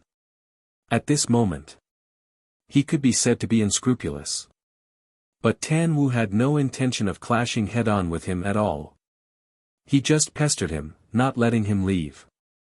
Qin Feiyang and the rest below also sensed the battle fluctuations of Tan Wu and Mo Wuxian. Lu Xingchen asked suspiciously, why did the two of them start fighting first? I don't know. Qin Feiyang shook his head. A moment passed. The golden-haired youth duo finally reached the peak. The moment they saw those 9 altars, their eyes revealed ecstasy. And like Mo Wuxian previously, they immediately rushed towards the altars that led to Kuan State and Changzhou. Quickly help me. Seeing the two people come up, Mo Wuxian also seemed to have seen his savior and hurriedly called for help. However, the golden-haired youth duo did not pay attention to him at all. Because now they could not even protect themselves, how could they still help Mo Wuxian? But they did not notice that there was an invisible gravitational field in front of them. They directly barged in, and their speed immediately decreased greatly. What's going on? The two of them turned pale with fright. Mo Wuxian roared, this is the gravitational field, the innate ability of Tan Wu's battle soul. It can suppress our speed. If we want to go to the altar, we have to get rid of him first. What? He actually has such a terrifying battle soul. The golden-haired youth duo trembled both physically and mentally. The next moment, the two of them attacked at the same time, charging towards Tan Wu together with Mo Wuxian. Seeing this, Tan Wu frowned slightly. With a wave of his hand, battle chi suddenly broke out of his body, turning into a huge wave that pounced towards the three of them. Whoosh! It was also at this moment. Qin Feiyang and the rest reached the peak one after another. Seeing this, Wolf King chuckled, it's actually 1 against 3. Tan Wu, why don't you go to the heavens? Tan Wu said angrily, "Stop making sarcastic remarks. If it wasn't for Qin Feiyang, I wouldn't be bothered to meddle in other people's business. Why aren't you coming to help?" Although the gravitational field was heaven-defying, there was still a limit. Facing Mo Wuxian and the other two, he had no confidence at all. As expected, the combined attack of the three of them directly sent Tan Wu flying, and the gravitational field also collapsed on the spot. Following closely, Mo Wuxian and the other two did not dare to delay in the slightest, and immediately rushed towards the teleportation altar of Kun Prefecture, Changzhou, and Cloud Prefecture. At the same time, Qin Feiyang looked at Ling Yu and the other three, and transmitted his voice, "The four of you, you can chase after them now, but don't stop them. Wait until they activate the altar before stopping them. Stop them after activating the altar." The four of them looked at each other, their eyes filled with suspicion. But they did not ask further. Ling Yu, Zhao Yu, and Feng Ranran all stepped on a mysterious footwork and chased after the three of them. "They're all so fast." Qin Feiyang's eyes narrowed. He had already seen Zhao Yu's speed. She, who had perfect auxiliary combat arts, almost no one present could catch up with her. But, Ling Yu and Feng Ranran's speed was actually on par with hers. In other words, Ling Yu and Feng Ranran also had perfect auxiliary combat arts. Qin Feiyang really could not figure out, who exactly were these people.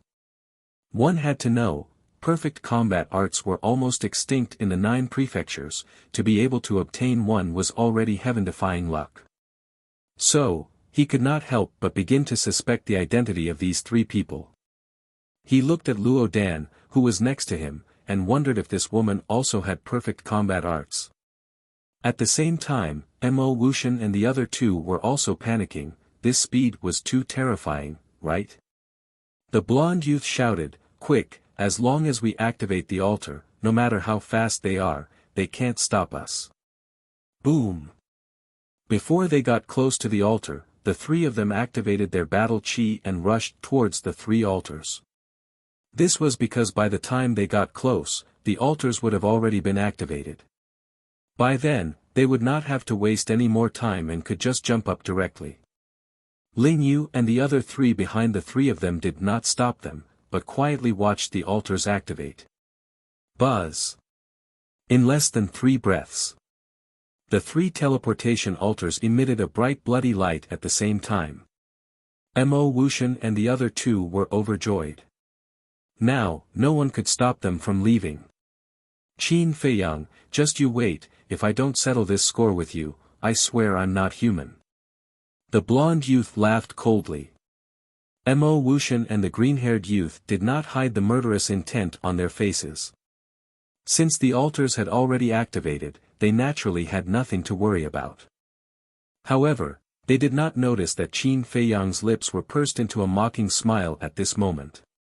30 meters. 20 meters. 10 meters.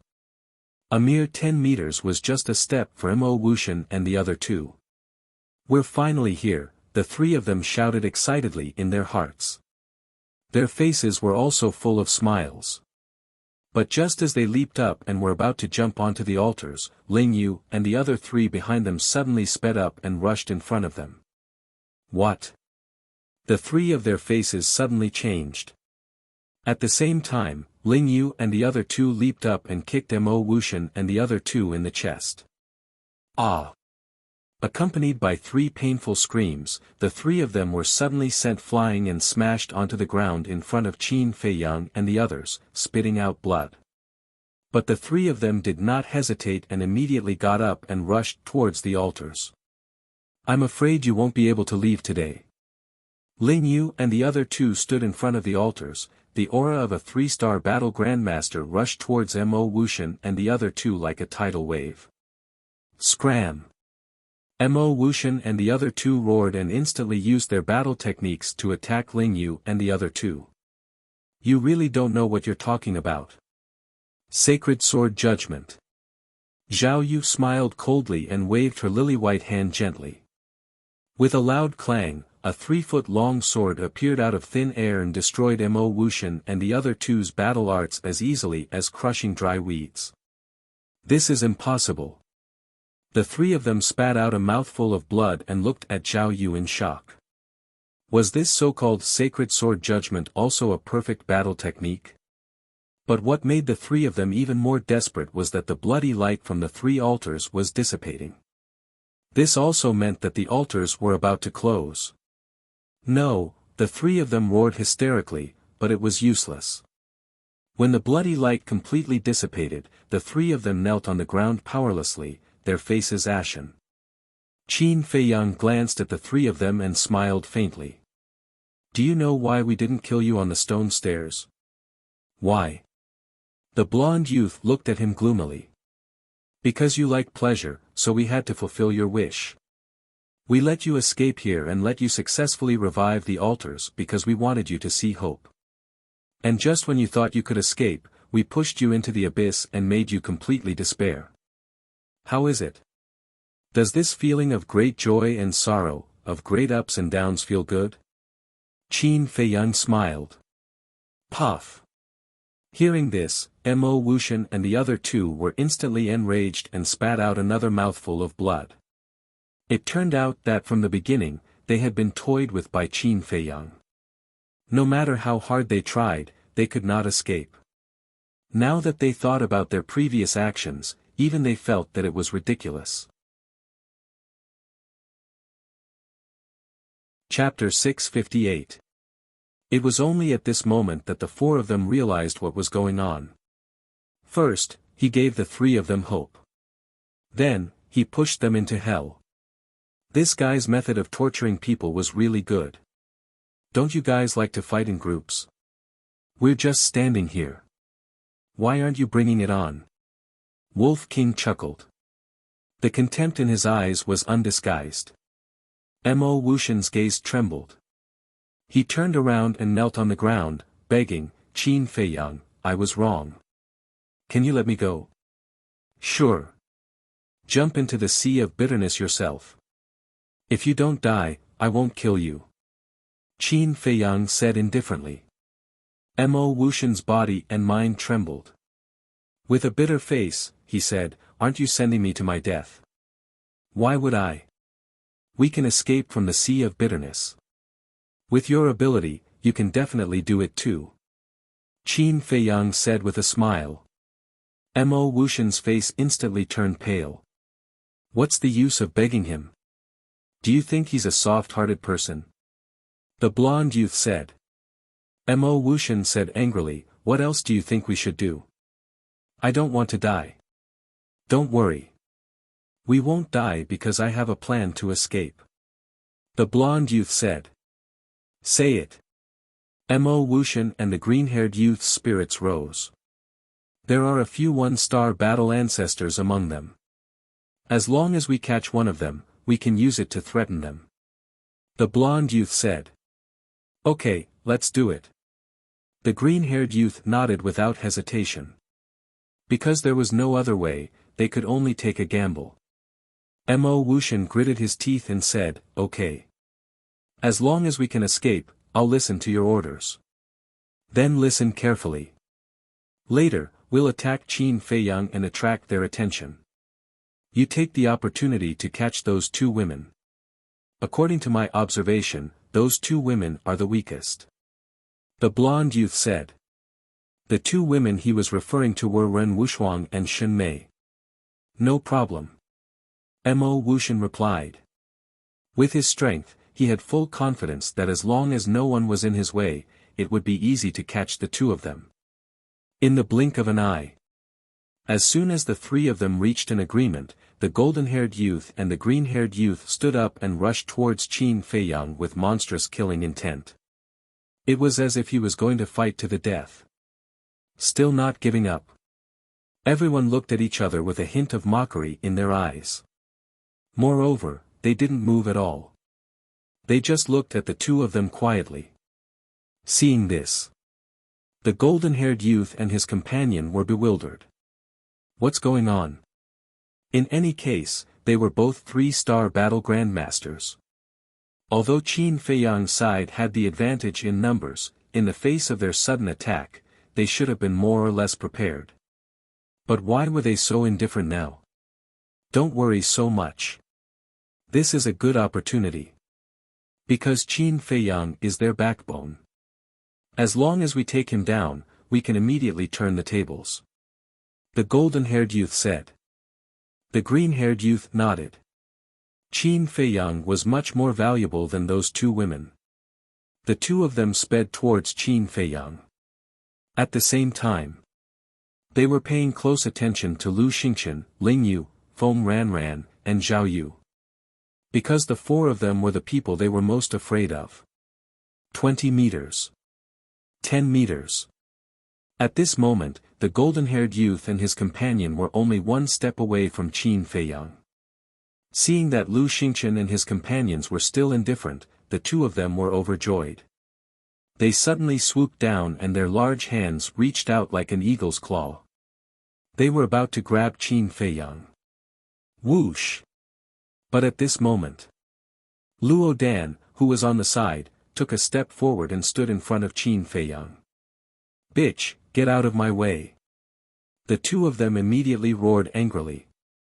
At the same time, the 5 fingers of the eagle's claw-like hand suddenly contracted and clenched into a fist. Battle chi gushed out and blasted towards Luo Dan. However, the anxious two of them didn't notice Luo Dan's cultivation at all. Not only are your characters bad, even your mouths are dirty. You should be slapped. Luo Dan's gaze turned cold. She moved lightly and calmly avoided the two's fists. Then, she raised her jade-like hand and slapped the two of them directly in the face. Smack! 2 crisp slapping sounds were heard. It was especially ear-piercing. The golden-haired youth and his companion were sent flying on the spot. They rolled on the ground pathetically and spat out blood. Their faces were swollen like pig heads. As expected, she also mastered the perfect auxiliary battle technique. Qin Feiyang muttered. Luo Dan was right in front of him, so when Luo Dan moved earlier, he saw it clearly. That speed was not inferior to Ling Yu and his companions at all. He looked at the golden-haired youth and his companion again. The two of them were stunned. They touched their burning faces and couldn't come back to their senses for a long time. Mo Wuxian, who was next to them, was even more frightened. He didn't expect Qin Feiyang to have such a terrifying woman by his side. At this moment, his heart was filled with fear and he completely forgot the task given to him by the golden-haired youth. At the same time, Ling Yu, Feng Ranran, and Zhao Yu walked over. Ling Yu smiled and asked, Brother Qin, how do you plan to deal with them? Qin Feiyang smiled and said, Of course, I'll let them have a taste of suffering. Understood. Ling Yu nodded. Don't. Mo Wuxian and his companions suddenly came back to their senses and knelt on the ground. Their pale faces were filled with panic. You don't want it and you don't want it. Ling Yu sneered. He grabbed Mo Wuxian and dragged him to the edge of the square. Please, let me go. Just treat me as a dog that bites people. Being dragged to the edge of the square, Mo Wuxian was scared out of his wits when he saw the sea of blood below. He kept kowtowing to Ling Yu and begging for mercy. Don't compare yourself to a dog, because you're not worthy. Ling Yu smiled disdainfully. He lifted Mo Wuxian and threw him out like trash. You bastards, I swear, I won't let you go even if I become a ghost, Mo Wuxian roared with hatred. Unable to fly in the air, he could only watch himself fall into the sea of suffering.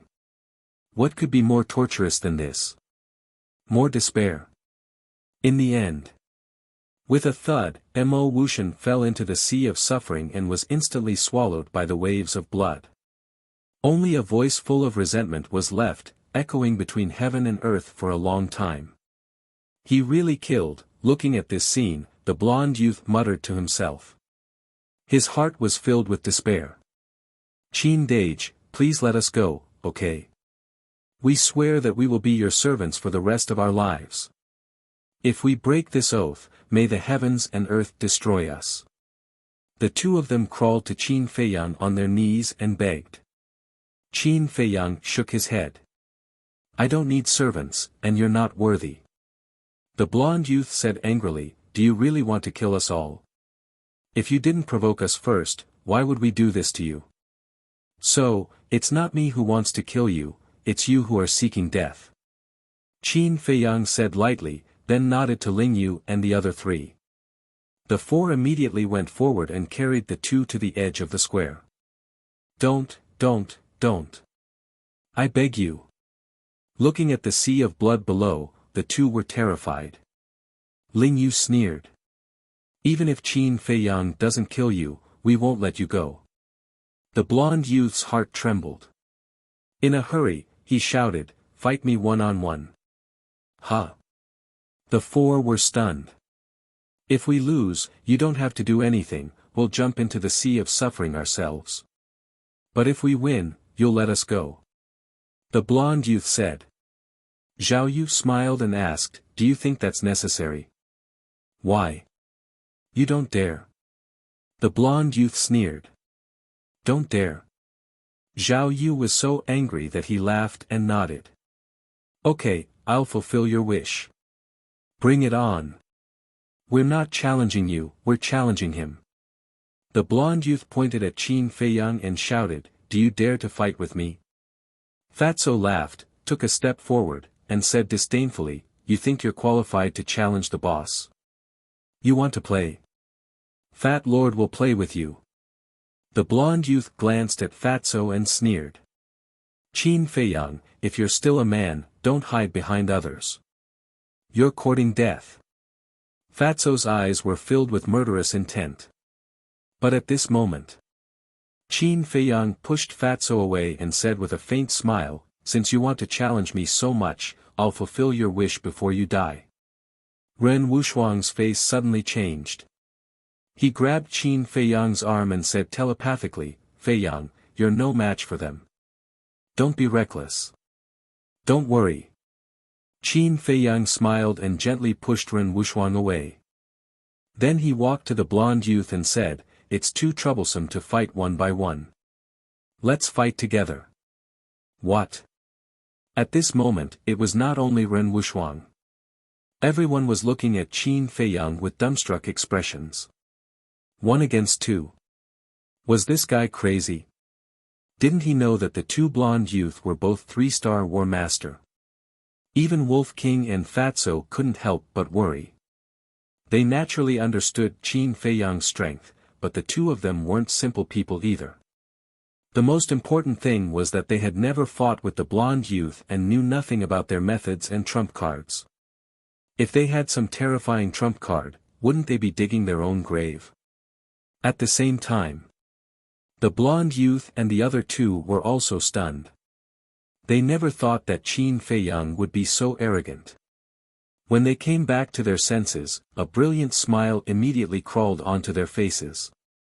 1 against 2. This arrogant bastard really didn't know the immensity of heaven and earth. The green-haired youth said, you're the one who said it. You can't go back on your word halfway. Qin Feiyang smiled faintly and said, don't worry, I won't go back on my word. Boom. The two of them looked at each other. The pressure of a 3-star War Master broke out of their bodies without holding back and pounced toward Qin Feiyang. The moment the pressure enveloped Qin Feiyang, a victorious smile appeared on their faces. Qin Feiyang, you're too arrogant.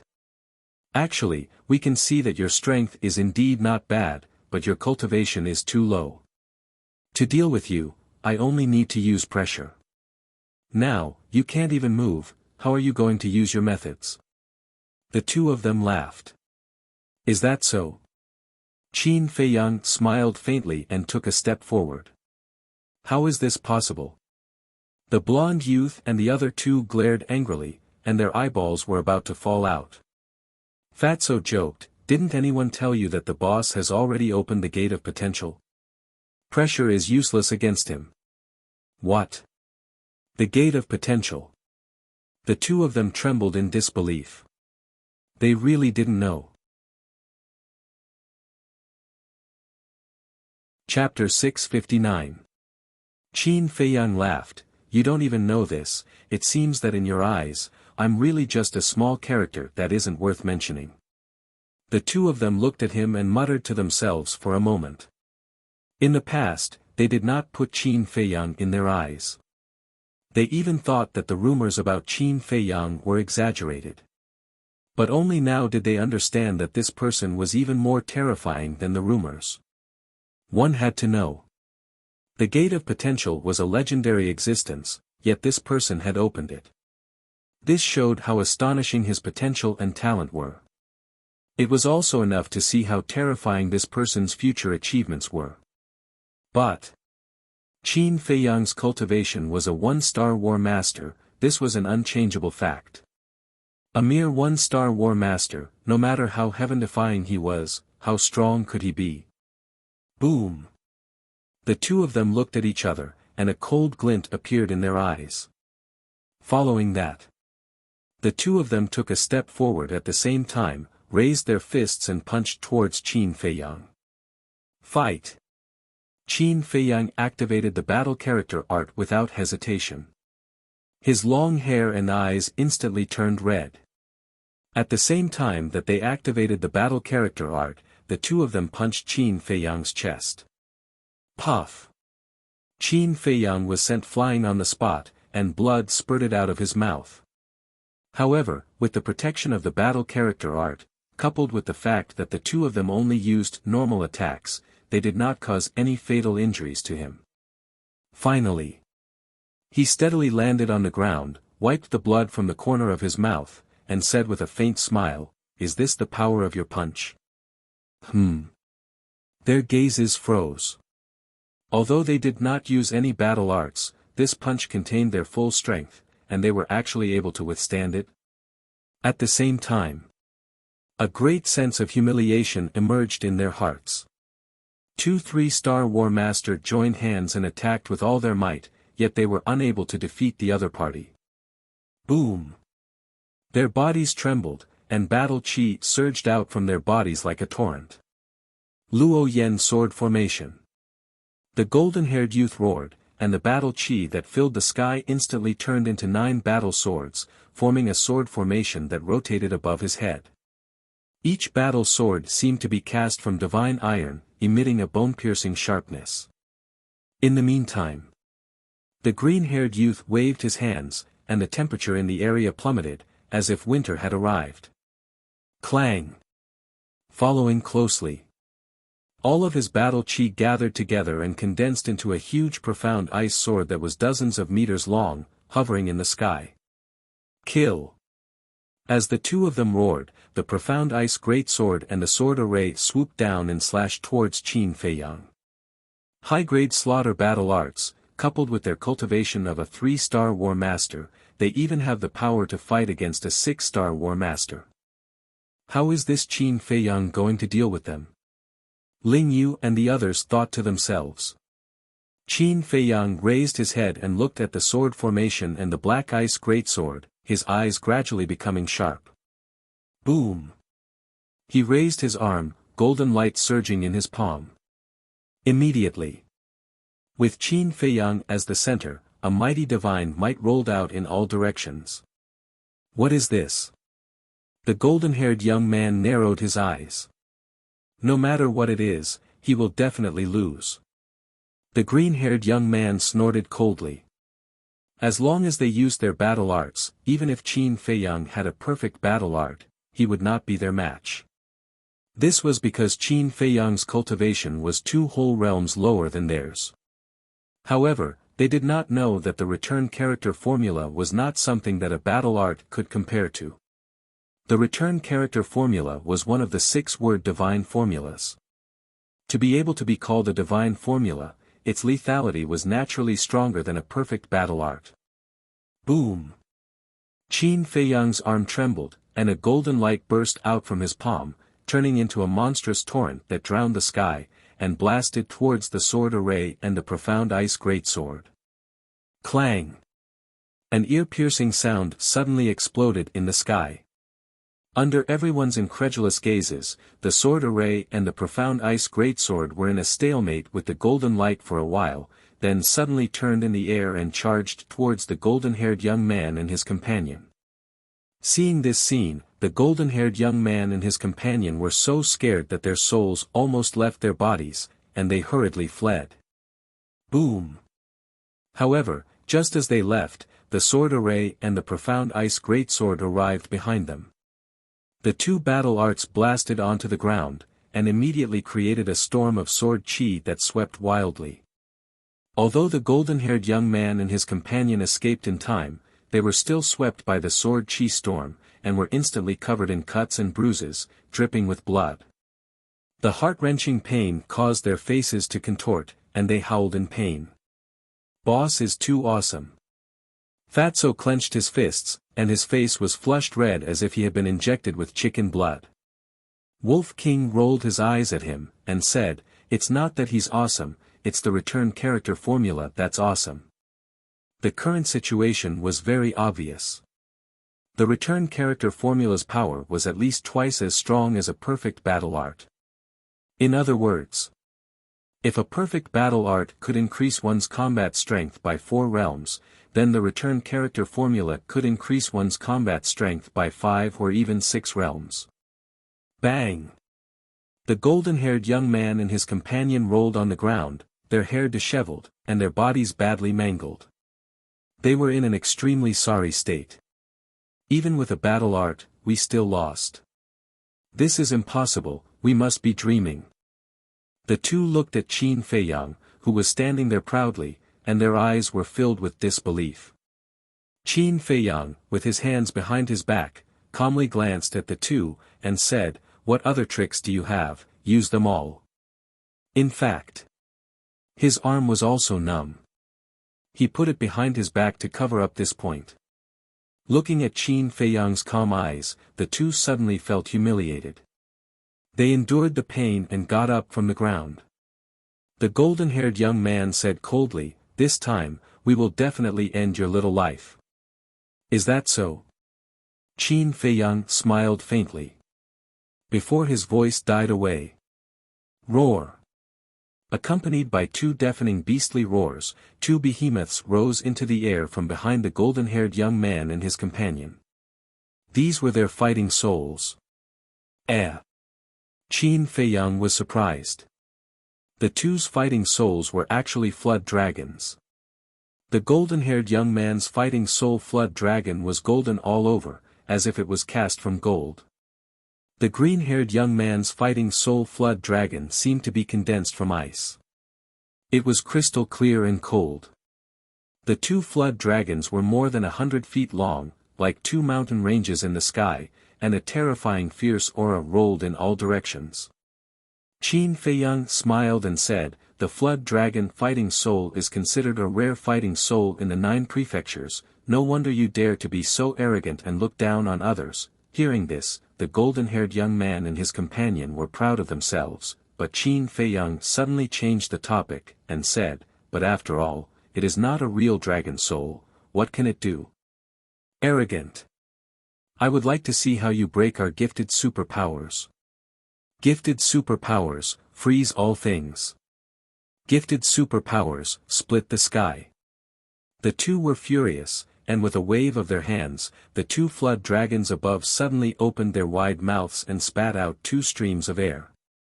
But the difference was, the green-haired young man's flood dragon fighting soul spat out a white stream of air, which was cold and piercing to the bone. The void above instantly condensed into blocks of ice. The golden-haired young man's flood dragon fighting soul spat out a golden stream of air, which was like sword chi, exuding a sharp aura that could destroy the world. These 2 different streams of air, as soon as they appeared, swept across the sky and went straight for Qin Feiyang. "It's so cold." Shen Mei hugged her shoulders and looked at the white stream of air in horror. The cold air emitted by the stream of air could not be dispelled by battle chi, and directly entered her body through her pores, freezing her blood. The sharpness of the golden stream of air is also very scary. Dong Jinyang's face was solemn. They were hundreds of meters apart, but when the sharpness surged, he could not help but feel waves of intense pain, let alone Qin Feiyang who was standing opposite them. At this moment, he must be facing a lot of pressure. Dong Jingyan could not help but feel worried. Indeed, as Dong Jingyan had expected, Qin Feiyang was not feeling well at all. The cold air rushed toward him, and his limbs were almost stiff. The invisible sharpness even tore his clothes, leaving glaring wounds on his body. Looks like I've underestimated their battle souls. However, you're not the only ones with battle souls. His eyes shone brightly as he muttered to himself. Boom! A wave of fire surged out from behind him. Amidst the wave of fire, the nine-leaf fire lotus was completely red, and it exuded a majestic aura. The temperature in this place rose rapidly as well. In an instant, the void around Qin Feiyang seemed to have turned into a huge furnace. Following that, Qin Feiyang waved his arm. The 9 fire lotus leaves fell at the same time. They swept up waves of fire as they shot toward the 2 flood dragons. Explode! Qin Feiyang's eyes shone brightly as he shouted. Every word was sonorous and powerful, and it resounded through the clouds. Boom! The 9 fire lotus leaves exploded one after another, and the destructive shock waves immediately surged out in all directions with an overwhelming force. At this moment, the sky changed color, and the void trembled. Dong Jingyan and the others were forced to retreat. Their eyes were filled with shock. It's rare to see 9 fire lotus leaves exploding at the same time. Fatso muttered. That's right. This proves that their battle souls are really powerful. Wolf King said. Fatso's eyes were filled with disdain as he snorted. No matter how powerful they are, how can they be more powerful than Boss? Boss has 3 battle souls. 3. When Dong Jingyan and the others heard this, they looked at Fatso in shock. Ling Yu and the other 3 might not know, but Dong Jingyan and the others knew very well that Qin Feiyang only had 2 battle souls. Why would Fatso say that he had 3? Could it be that Qin Feiyang was hiding another battle soul? Fatso immediately realized that he had let it slip. He smiled sheepishly and said, I'm sorry, it's 2. Really? Lu Xingqian looked at him doubtfully. Fatso said angrily, nonsense, how can there be anyone in this world who has 3 battle souls? That's true. Lu Xingqian nodded. People who had 2 battle souls were already rare, let alone 3. Such people did not exist at all. Everyone did not think too much about it. They looked at the sky again and saw that the 2 flood dragons only had half of their bodies left. The golden-haired young man and Dong Jingyan looked at their battle souls in shock. What kind of battle soul was the 9-leaf fire lotus? How could it be so ridiculously powerful? However, Qin Feiyang was slightly disappointed. Initially, he thought that the explosion of the 9 fire lotus leaves could easily destroy the 2 flood dragons.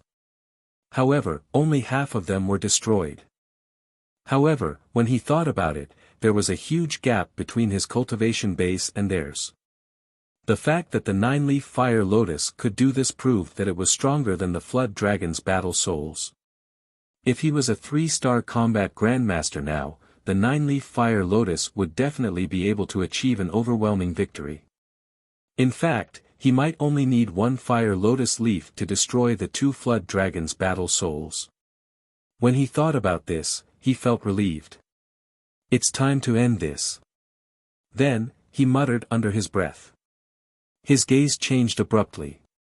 It was as sharp as a blade. Clang! Another wave of flames shot into the sky. Amidst the flames, the crimson battle sword was like a divine weapon. Sword chi shot into the sky and tore through the clouds. Destroy! As Qin Feiyang waved his hand, the battle sword tore through the sky and slashed toward the 2 flood dragons. Qin Feiyang did not even use his innate ability. There was no need for that. The two flood dragons were already arrows at the end of their flight. Roar! As expected, the battle sword's aura was like a rainbow. The two flood dragons were reduced to ashes on the spot. Pooh! The destruction of their battle souls caused the golden-haired young man and his companion to tremble. They kept vomiting blood. Their blood-stained faces were ashen. Qin Feiyang was too powerful. Although he was only a one-star combat grandmaster, he was like an invincible god of war. A sense of helplessness rose in their hearts. Clang! The crimson battle sword descended from the sky and stopped above the two flood dragons' heads. Sensing the terrifying sharpness, the two flood dragons immediately collapsed powerlessly. Qin Feiyang looked at the two flood dragons from afar and said indifferently, "You've lost." "We've lost," the two flood dragons muttered with self-mockery on their faces. Two 3-star combat grandmasters against a 1-star combat grandmaster, yet they still lost. It was too laughable. Rather than living with humiliation, it was better to die with pride. Swoosh! Chapter 660. Looking at the surging waves on the sea, Qin Feiyang and the others were a little stunned. They thought that the two of them would shamelessly beg for mercy again, but they didn't expect them to jump down so straightforwardly. Ling Yu smiled and said, "Their current behavior is quite admirable. They have no choice. They have nothing left but their last bit of self-respect." Tan Wu sighed. Wolf King turned to look at him and asked in confusion, "You just said that you stopped them for little Qin Zi." "Yes." Tan Wu nodded and looked at Qin Feiyang. "From now on, you and I don't owe each other anything." Qin Feiyang said with a smile, "We're all family." "You're too polite." "Family?" Lu Xingchen and the others were surprised. What was going on? Weren't these two people at odds? When did they become so close? Tan Wu scratched his head and was also dumbfounded. Only Fatso and Wolf King knew that Qin Feiyang hadn't given up on the idea of subduing Tan Wu. Qin Feiyang smiled and said, "You don't understand. Then I'll explain it to you. As long as you agree to join us, we'll be family." Tan Wu's face darkened and he said angrily, "Don't even think about it." Qin Feiyang said, "I don't want to either, but I like you too much. I can't control myself." Damn, so mushy. Everyone present had goosebumps all over their bodies. This bastard, couldn't he be more serious when he spoke? A man telling another man that he liked you and even said that he couldn't control himself. Wasn't this perverted? At the same time, Tan Wu also looked at Qin Feiyang vigilantly. His hands were placed in front of his chest, looking like he was startled. Obviously, he really misunderstood and thought that Qin Feiyang had some special fetish. Cough cough. Ren Wuxuang glanced at Tan Wu and coughed dryly. "Feiyang, you have to watch your words." Ugh. Qin Feiyang was stunned.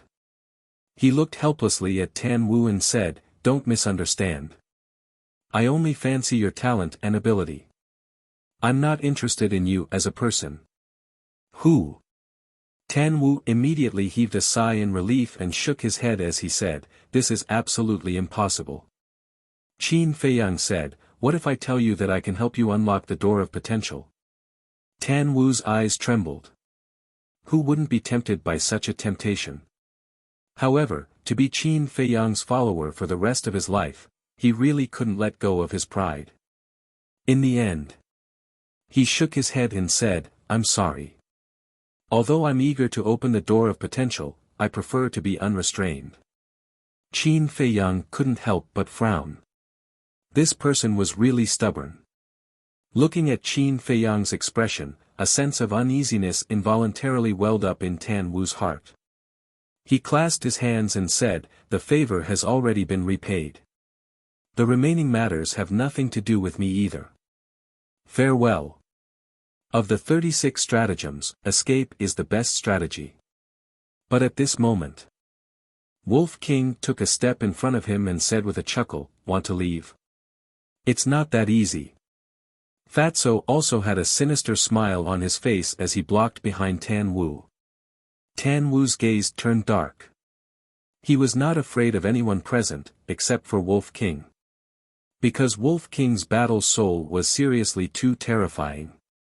Qin Feiyang looked at Tan Wu, his gaze flickering indeterminately. Finally, he said to Wolf King and Fatso, "Let him go." Amen. One man and one wolf frowned. Tan Wu also had a look of surprise. Qin Feiyang said with a faint smile, "I believe that sooner or later, you'll come and find me one day. I also welcome you to come and find me at any time." "That will never happen." Tan Wu's reply was very straightforward. Qin Feiyang smiled and said, "Then we'll wait and see." Tan Wu took a deep look at Qin Feiyang, then walked straight to the altar and quickly activated it. Qin Feiyang seemed to have suddenly thought of something and said with a voice transmission, "Tan Wu, I have a question to ask you. Is your gravity domain effective on everyone?" "It's effective on everyone, but it also depends on the other party's cultivation. If the opponent's cultivation is the same as mine, it can suppress half of their speed. But if their cultivation is one small realm higher than mine, then they can only suppress 1/3 of their speed. If it's two small realms higher than me, there will also be a certain suppression effect, but the effect won't be great." Tan Wu explained with a voice transmission. Qin Feiyang said with a smile, "This is already very powerful." In a battle between powerhouses, speed was the key to affecting the battle situation. Even if it was just a little bit faster, it was possible to turn defeat into victory. Are there any other questions? If not, I'll give you a piece of advice. Tan Wu said. Speak. Qin Feiyang said. Tan Wu said, "You killed everyone in my He province. When the big shots find out about this, they will definitely come looking for trouble with you. You'd better be careful." After saying that, Tan Wu jumped onto the altar and quickly disappeared from everyone's sight. "Looking for trouble with me," Qin Feiyang muttered, the corners of his mouth pursing into a sneer. Fatso frowned and asked with a voice transmission in confusion, "Boss, didn't you want to take him in as your subordinate? Why did you let him go? Then let me ask you first. If it were you and someone else offered to help you open the door of potential, would you refuse? I want to hear the truth." Qin Feiyang asked secretly. "No." Fatso shook his head. "But this person refused. What does this mean?" "This means that his will is very firm and he won't be confused by external things. And this kind of person, once he chooses to follow someone, he will always follow them wholeheartedly and will never betray them. So we can't use force to deal with him." Qin Feiyang said with a smile. "So that's how it is." Fatso suddenly understood and chuckled, "Boss, don't worry, Fat Lord will never betray you. Come on, if not for the potential pill, if not for my identity, you might have flown away long ago." Qin Feiyang rolled his eyes at him. Fatso's expression changed, and he said angrily, "Damn, after going through fire and water with you for so long, you still don't believe in Fat Lord, so sad. Then you can slowly be sad." Qin Feiyang glanced at Fatso indifferently, then lowered his head to look at Wan Qiu and the other three. This damn Fatso, when he was smart, he was a little too smart, but when he was stupid, he was so stupid that it made people helpless. He couldn't tell that he was just joking, but he actually took it seriously. At this moment, the four of them had already gotten rid of the illusion, but they did not go ashore. They stood on the boat and looked up at Qin Feiyang and the others. Wolf King sneered, "They are obviously afraid that we will attack them, so they want to wait for us to leave before going ashore. Is it useful?" Qin Feiyang smiled coldly. "It is indeed useless." Wolf King waved his claws, and a bright battle chi appeared, roaring towards Wan Qiu and the others. "Damn it! They really haven't forgotten about us." Wan Qiu's face suddenly became gloomy. Feng Wuxia shouted, "Don't talk nonsense, go ashore." Staying in the sea of bitterness would only lead to death in the end, but as long as they went ashore, they might find a chance to live. The four of them immediately drove the boat and rushed towards the stone stairs. A mere 100 meters was naturally nothing to the four of them, and they quickly reached the shore and climbed up the first step of the stone stairs. At the same time, the battle chi swooped down and suddenly blasted into the sea of blood, causing a wave of blood dozens of meters high to surge towards the four of them. Seeing this, the four of them hurriedly rushed up the stone stairs. Splash! Boom! The waves of blood surged over, violently slamming against the stone stairs, making a deafening sound. After escaping from danger, the four of them stood on a high step and looked down at the huge waves with lingering fear. If they did not choose to go ashore just now, they would have been swallowed by the waves of blood. But the crisis was not over. Qin Feiyang and the others were still watching from above. What should we do? The twin sisters looked helplessly at Feng Wuxia and Wan Qiu. But Feng Wuxia and Wan Qiu were also helpless. At the edge of the square, Lu Xingqian looked at Feng Wuxia and the others, and his eyes flashed as he sent a voice transmission, "Qin Feiyang, let them go." Qin Feiyang raised his eyebrows. Lu Xingqian thought to himself, "Just do me a favor." Qin Feiyang pondered for a moment and nodded, "Okay, I'll do you a favor, but I hope you can tell me the reason as soon as possible." Lu Xingqian said, "When the time is right, I will tell you everything." Qin Feiyang didn't say anything else. He turned to look at Ling Yu and the other three, cupped his hands, and said with a smile, "The four of you, our cooperation along the way can be considered very pleasant. When we enter the imperial capital in the future, I hope that the four of you can help us out a little. Brother Qin, you are too polite. We are the ones who need help." Ling Yu smiled. Qin Feiyang smiled and cupped his hands, "Then we will see each other in the imperial capital." "Okay." The four of them nodded. "Let's go." Qin Feiyang called out and walked towards the altar that led to the spiritual state. "They are leaving just like that?" Dong Jingyang was slightly taken aback. He caught up with Qin Feiyang and asked, "Why didn't you kill them? Now was the best time to kill Wan Qiu and the others. If they missed it, they might never find such an opportunity again. Let's talk about it after we enter the imperial capital." Qin Feiyang smiled faintly. Dong Jingyang looked at Qin Feiyang suspiciously. He really could not figure out what this guy was thinking. Walking to the altar, Qin Feiyang raised his arm and was about to activate the teleportation altar.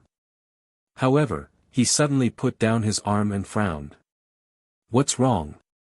Fatso and the others looked at him in confusion. Qin Feiyang said, "I seem to have forgotten that there is one more thing to do." "What is it?" Everyone was puzzled. Qin Feiyang pondered for a moment, and his brows gradually relaxed as he smiled, "I remember." As he spoke, he waved his hand, and a stream of red sword energy flowed into the altar. Soon, the altar bloomed with a dazzling light. Qin Feiyang looked at Dong Jingyang and the others and said with a smile, "Go up." Everyone looked at him suspiciously and jumped onto the altar one after another. But just as Dongfang Wuhan and Murong Xiong jumped onto the altar, Qin Feiyang suddenly stretched out his hand and pulled the two of them down, making them roll on the ground awkwardly. This action immediately attracted everyone's attention. Wolf King and Lu Xingqian also remembered that there was indeed one more thing to do. There was also a touch of ridicule in their eyes. However, Dongfang Wuhan and Murong Xiong were completely unaware of it. They only thought that Qin Feiyang was dissatisfied with them going up first. The two of them hurriedly got up, retreated to the side, and smiled apologetically, "Junior brother Qin, sorry, you go first." Qin Feiyang crossed his arms and looked at the two of them playfully. The two of them were shocked, and an uneasy premonition welled up in their hearts. Qin Feiyang asked with a smile, don't you think it's strange? What's strange? The two of them were puzzled. Qin Feiyang raised the corner of his mouth slightly and said, answer my question first. Do you think that you deserve to be killed for what you did on the way? Yes, yes, yes. Chapter 661. Qin Feiyang continued, then do you know why not only did I not kill you, I even helped you reach the other side? Dongfang Wuhan suppressed the uneasiness in his heart and smiled. Because junior brother Qin has a good heart. Huh, Qin Feiyang couldn't help but laugh and shook his head. It's not like you don't know me. Do I look like a good person? Looking at the smile on Qin Feiyang's face, the uneasiness in their hearts grew stronger. Suddenly, Qin Feiyang's gaze turned cold as he sneered. The reason why I didn't kill you was because I wanted to keep you alive until now. The two of them trembled both physically and mentally, and their faces were filled with panic. You've seen the despair of Mo Wuxian and the other two, right? You'll be the same as them, no, you'll be even more desperate than them. Qin Feiyang's eyes flashed with a cold light. Junior brother Qin, please don't. We've already sincerely repented. Please let us live. The two of them knelt down without hesitation and kowtowed like they were pounding garlic. Their foreheads hit the ground and made thumping sounds. Let you go. All right, I'll give you a chance. The altar is right in front of you and has already been activated. As long as you can reach it, I won't kill you. Qin Feiyang smiled coldly. Whoosh! The two of them looked at each other. Then, they immediately got up and went around Qin Feiyang at top speed. Then, they jumped and landed on the altar. Naive. But Fatso, who was standing on the altar, smiled disdainfully and kicked the two of them back. Bang! The two of them rolled on the ground, their eyes swollen and bruised. But now, how could they have the time to care about their injuries? They quickly knelt on the ground and begged, Junior brother Qin, please, don't kill us, that wasn't enough. The two of them looked at Ren Wuxuang and said, Junior brother Qin listens to you the most. Can you help us plead for mercy? We really know our mistakes. I've already pleaded for you more than once or twice, but what about you?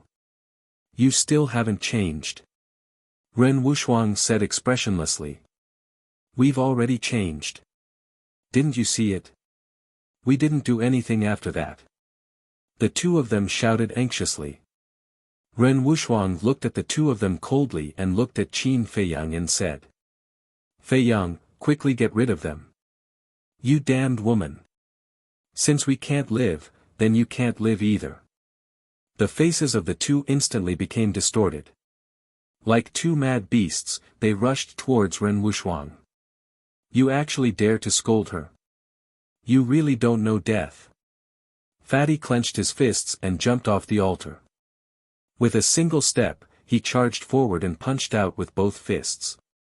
Ah, two fists landed solidly on the two men's lower abdomens. Their sea of qi shattered on the spot, and their blood-curdling screams resounded through the skies. He directly threw Wuxuang and threw Feiyang. At last. Without any suspense, the two of them fell into the sea of bitterness with hearts full of resentment and despair, drowning in the waves of blood. Trash. Fatso glanced at the sea in disdain, then turned to Qin Feiyang and laughed. Boss, it's done. Qin Feiyang smiled faintly and said, let's go. Okay. Fatso shouted and quickly jumped up the altar. Qin Feiyang also jumped up and saluted Ling Yu and the others. Goodbye. Goodbye. The four of them also saluted. Only after Qin Feiyang and the others disappeared did the four of them look away. Ling Yu shook his head and smiled. This guy really hasn't changed at all. Anyone who offends him doesn't end well. The three of them also had a smile on their faces. But suddenly, Feng Ranran frowned and asked suspiciously, what's going on with Wan Qiu and the others? Qin Feiyang was planning to kill them before, why did he suddenly give up? Why don't we help him get rid of them? Zhao Yu was eager to try. Don't. Ling Yu hurriedly stopped her. Qin Feiyang must have his reasons for doing this. It's better if we don't interfere. That's right, if we ruin his plans, when we meet in the future, he might blame us. Luo Dan smiled. Boring. Zhao Yu pouted his red lips. Ling Yu shook his head and laughed. Let's go, it's time to report to that old man. With that, the four of them also activated the altar and left. However, Wan Qiu and the others did not know that Qin Feiyang and the others had left. Because the teleportation altar was in the center of the square, they could not see it. They all thought that Qin Feiyang and the others were still waiting for them. Therefore, the four of them were hesitant. Time passed breath by breath, and after an hour, Feng Wuxia finally could not hold it in and said angrily, "Isn't it just death? What's the big deal? You guys wait here, I'll go meet them." After saying that, he ignored the twins' attempts to stop him and dashed upwards. But when he reached the peak, he was dumbfounded. Where are they? Why are they all gone? After a long while, he came back to his senses. He walked to the edge of the square and shouted at Wan Qiu and the others, "They're all gone, come up." Gone. The three of them looked at each other in confusion. When they reached the peak, they looked at the empty square and could not come back to their senses for a long time. Feng Wuxia said, "Although I don't know why, I'm sure we're saved." That bastard pervert, what is he planning? The sisters frowned. They really could not figure it out. Don't think about it, let's go. Feng Wuxia urged. He did not want to stay in this damned place for a moment longer. The sisters nodded and followed Feng Wuxia to the altar that led to Kong province. Wan Qiu looked at the backs of the three and said, "The next time we meet in the imperial capital, we might be opponents. At that time, I won't show mercy. Then let's wait and see." Feng Wuxia smiled evilly.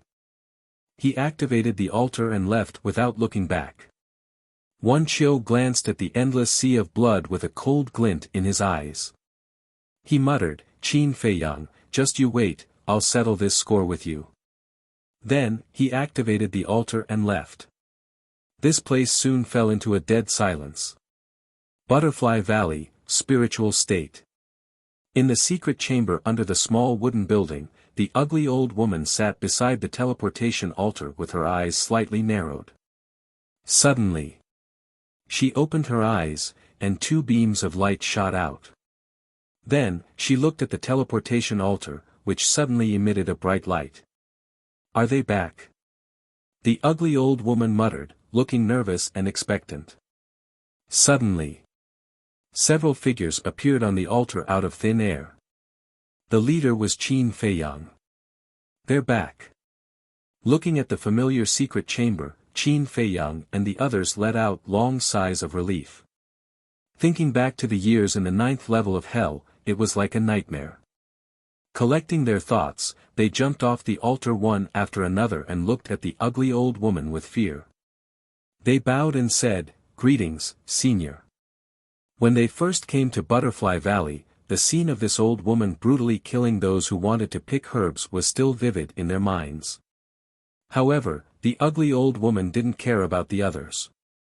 Her gaze was firmly locked onto Qin Feiyang as she said, "Did you win?" "Yes. Although we're not the first people to reach the other side, we're all in the top 50. Qin Feiyang smiled. "Good."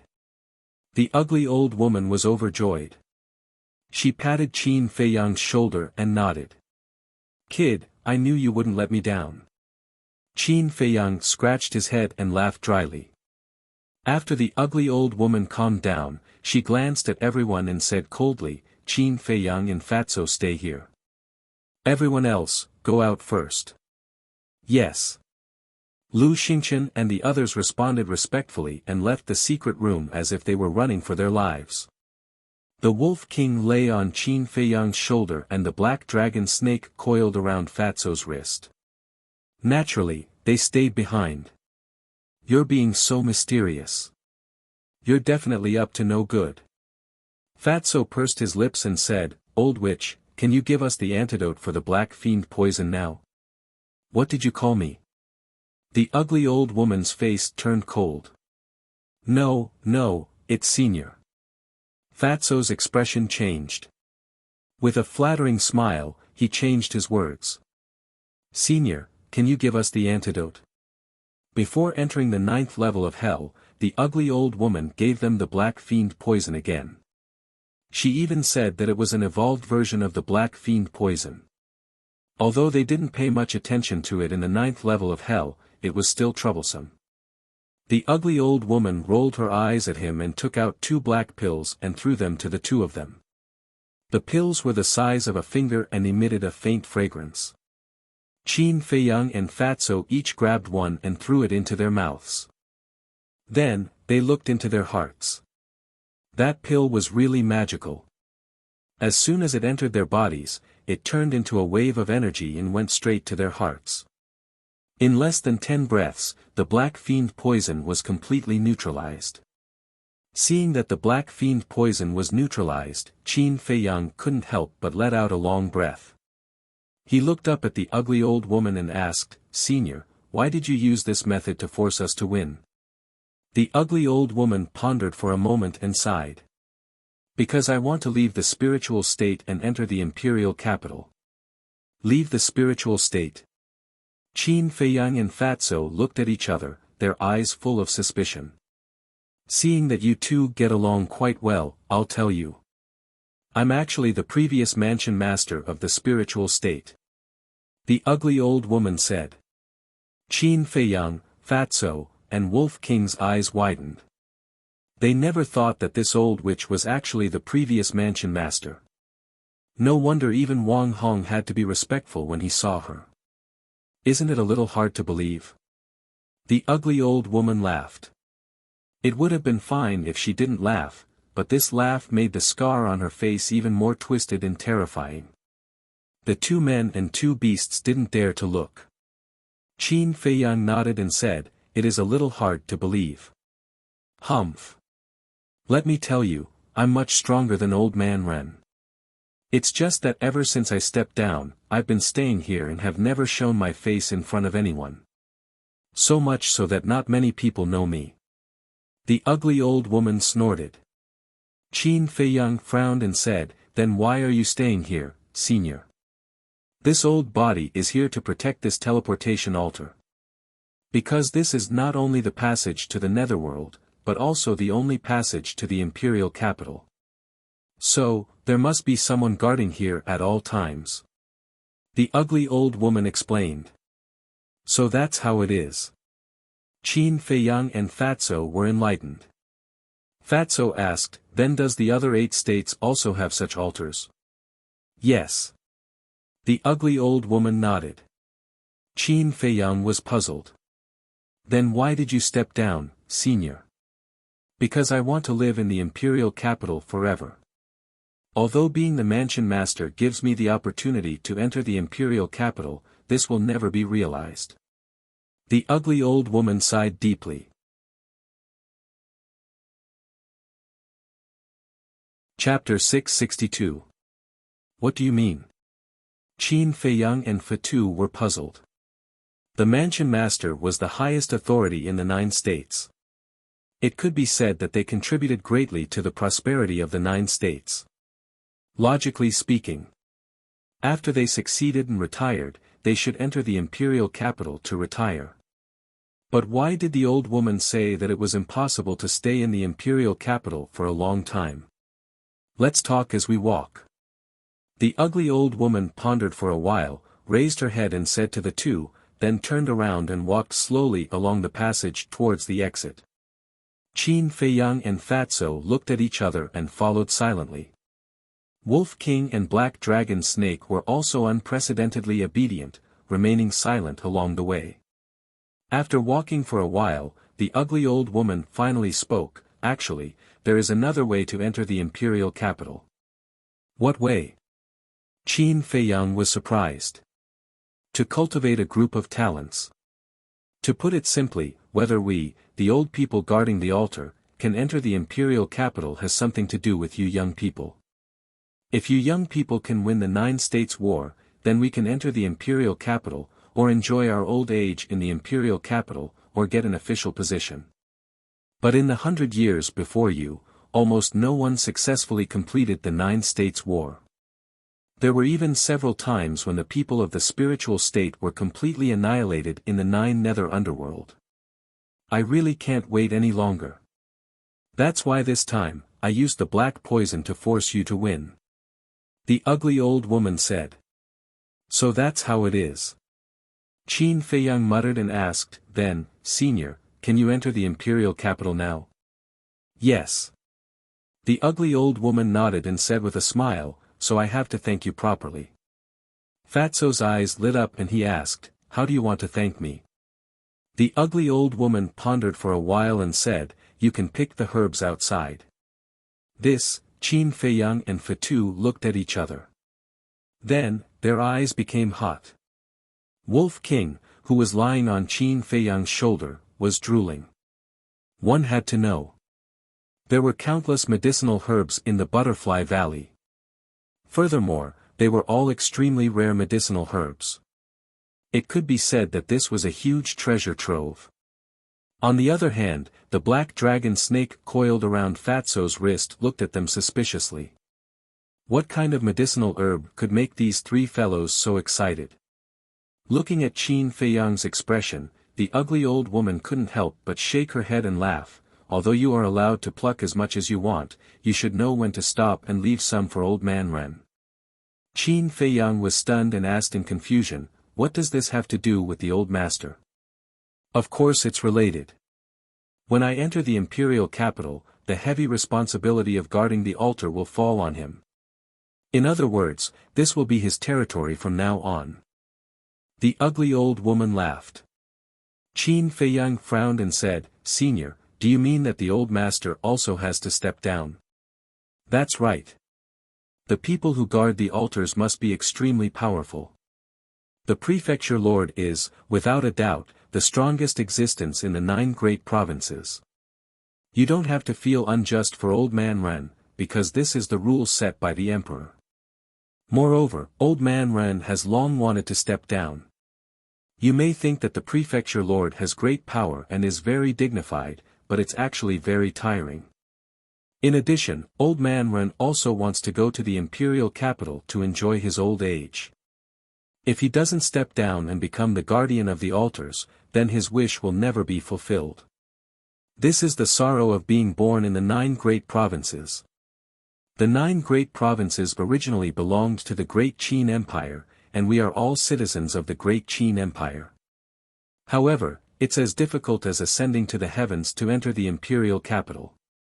The ugly old woman sighed deeply, and there was a trace of injustice in her tone. Fatso said in his heart, Boss, Fat Lord thinks that the Great Qin Empire's system really needs to be changed, because it's too unfair to the people of the 9 great provinces. Indeed.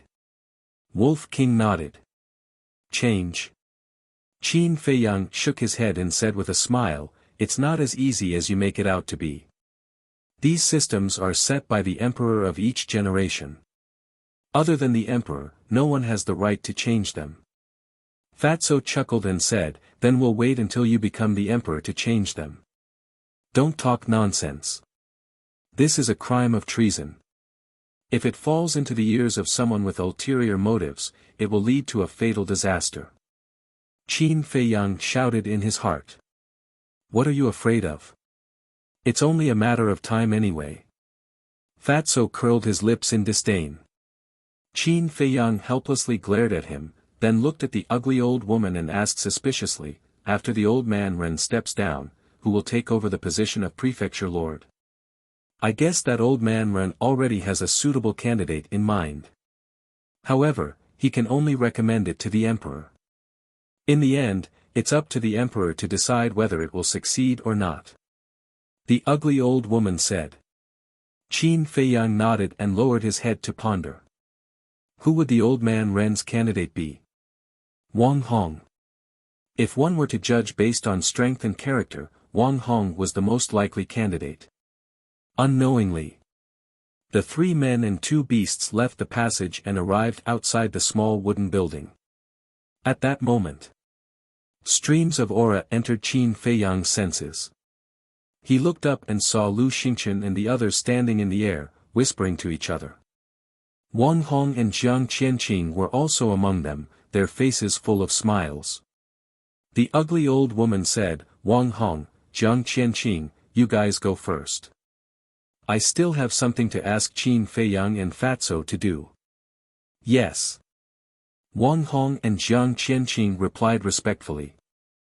Then, Wang Hong looked at Qin Feiyang and transmitted his voice, "Kid, after you're done with your business, go and see the prefecture lord immediately." "Okay." Qin Feiyang replied in his heart. Then, Wang Hong opened a portal and quickly left with Lu Xingchen and the others. Strange. Fatso looked at the portal and frowned. "What's strange?" Qin Feiyang was suspicious.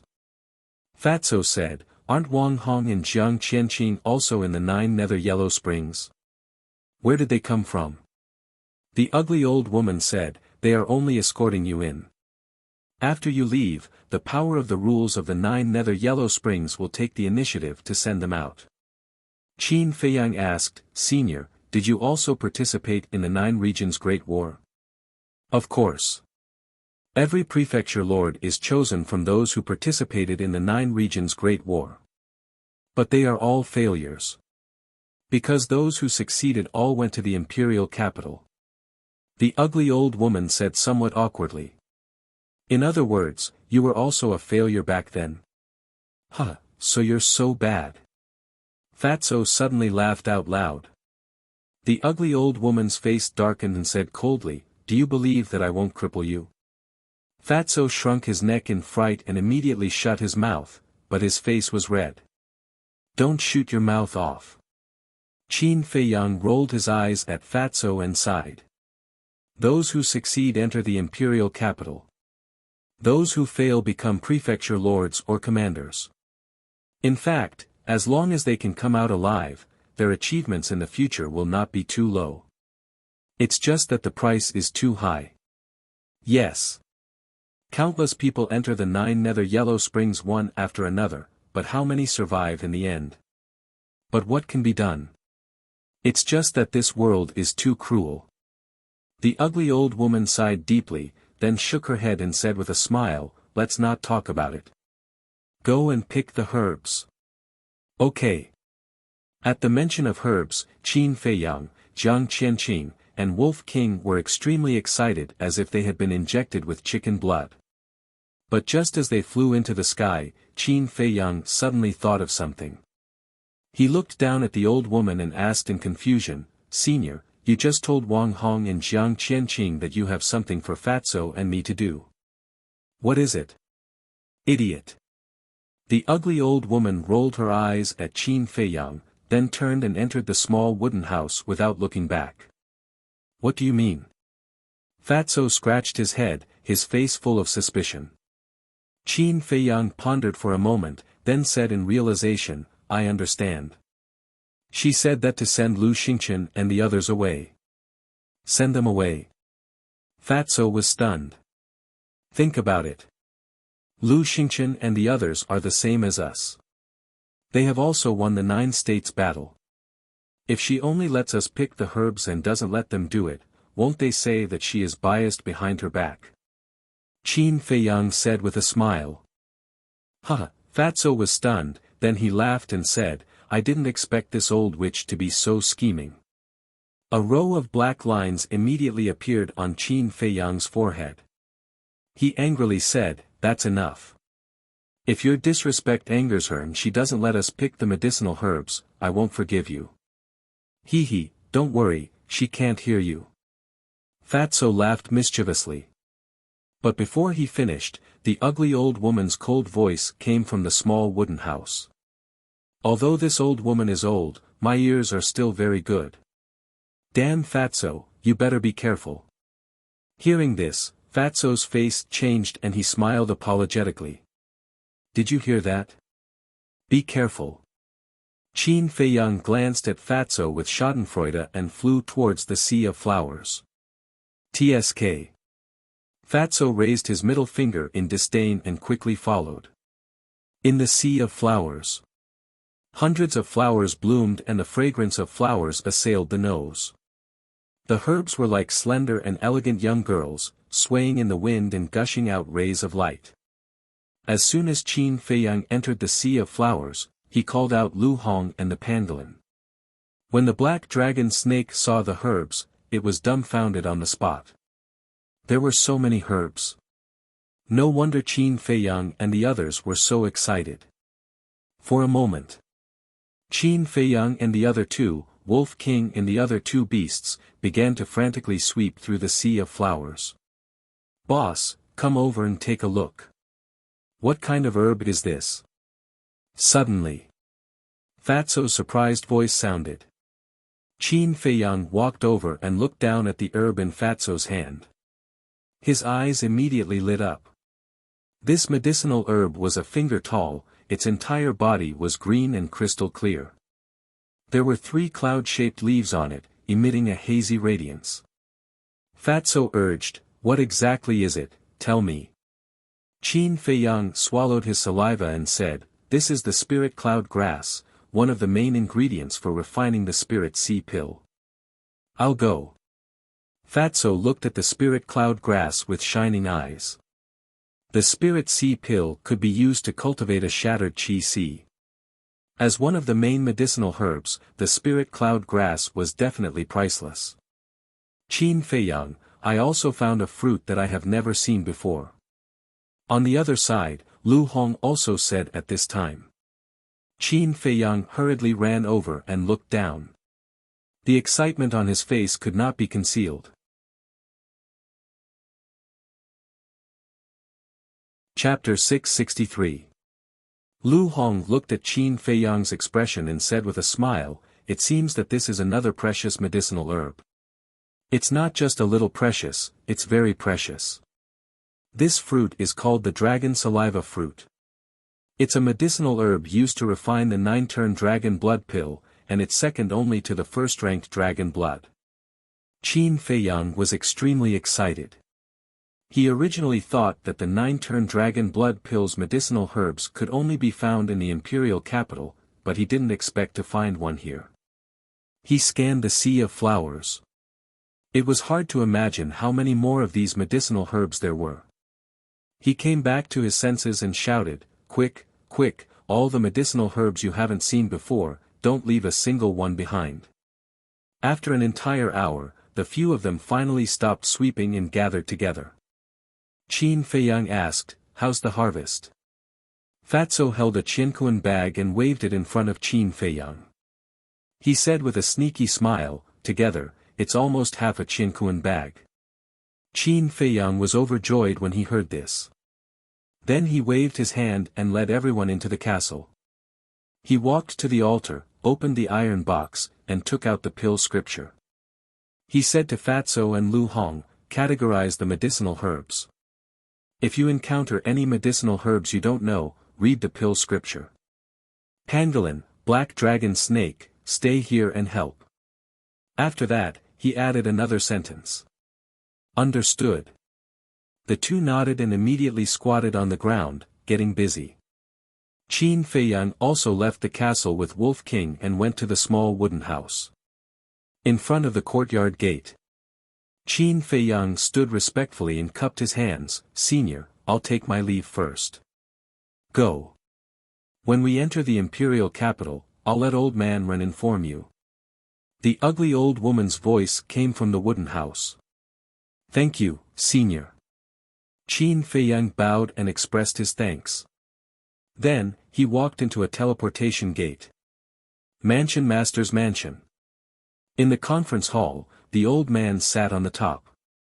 Wang Hong and Jiang Qianqing sat on the 2 seats below. Ren Wushuang, Lu Xingchen, Dong Zhengyang, and Shen Mei stood in the center of the hall, recounting what had happened in the Yellow Springs. Although the old master and Wang Hong had experienced the Great War of the 9 prefectures, they still couldn't help but shudder when they heard the narration of the four people. Whoosh! Outside the palace. A ripple suddenly appeared in the void, and Qin Feiyang and Wolf King appeared out of thin air. Brother Qin, Brother Wolf King, congratulations. That's right. Now, not only will you be able to enter the imperial capital, but you will also be famous throughout the 9 great provinces. As soon as the guards outside the hall saw the man and the wolf appear, they immediately surrounded them. Wolf King smiled proudly and said, "Are you envious?" "I'm not envious, I'm very envious. We dream of going to the imperial capital, but unfortunately, we won't have the chance in our entire lives.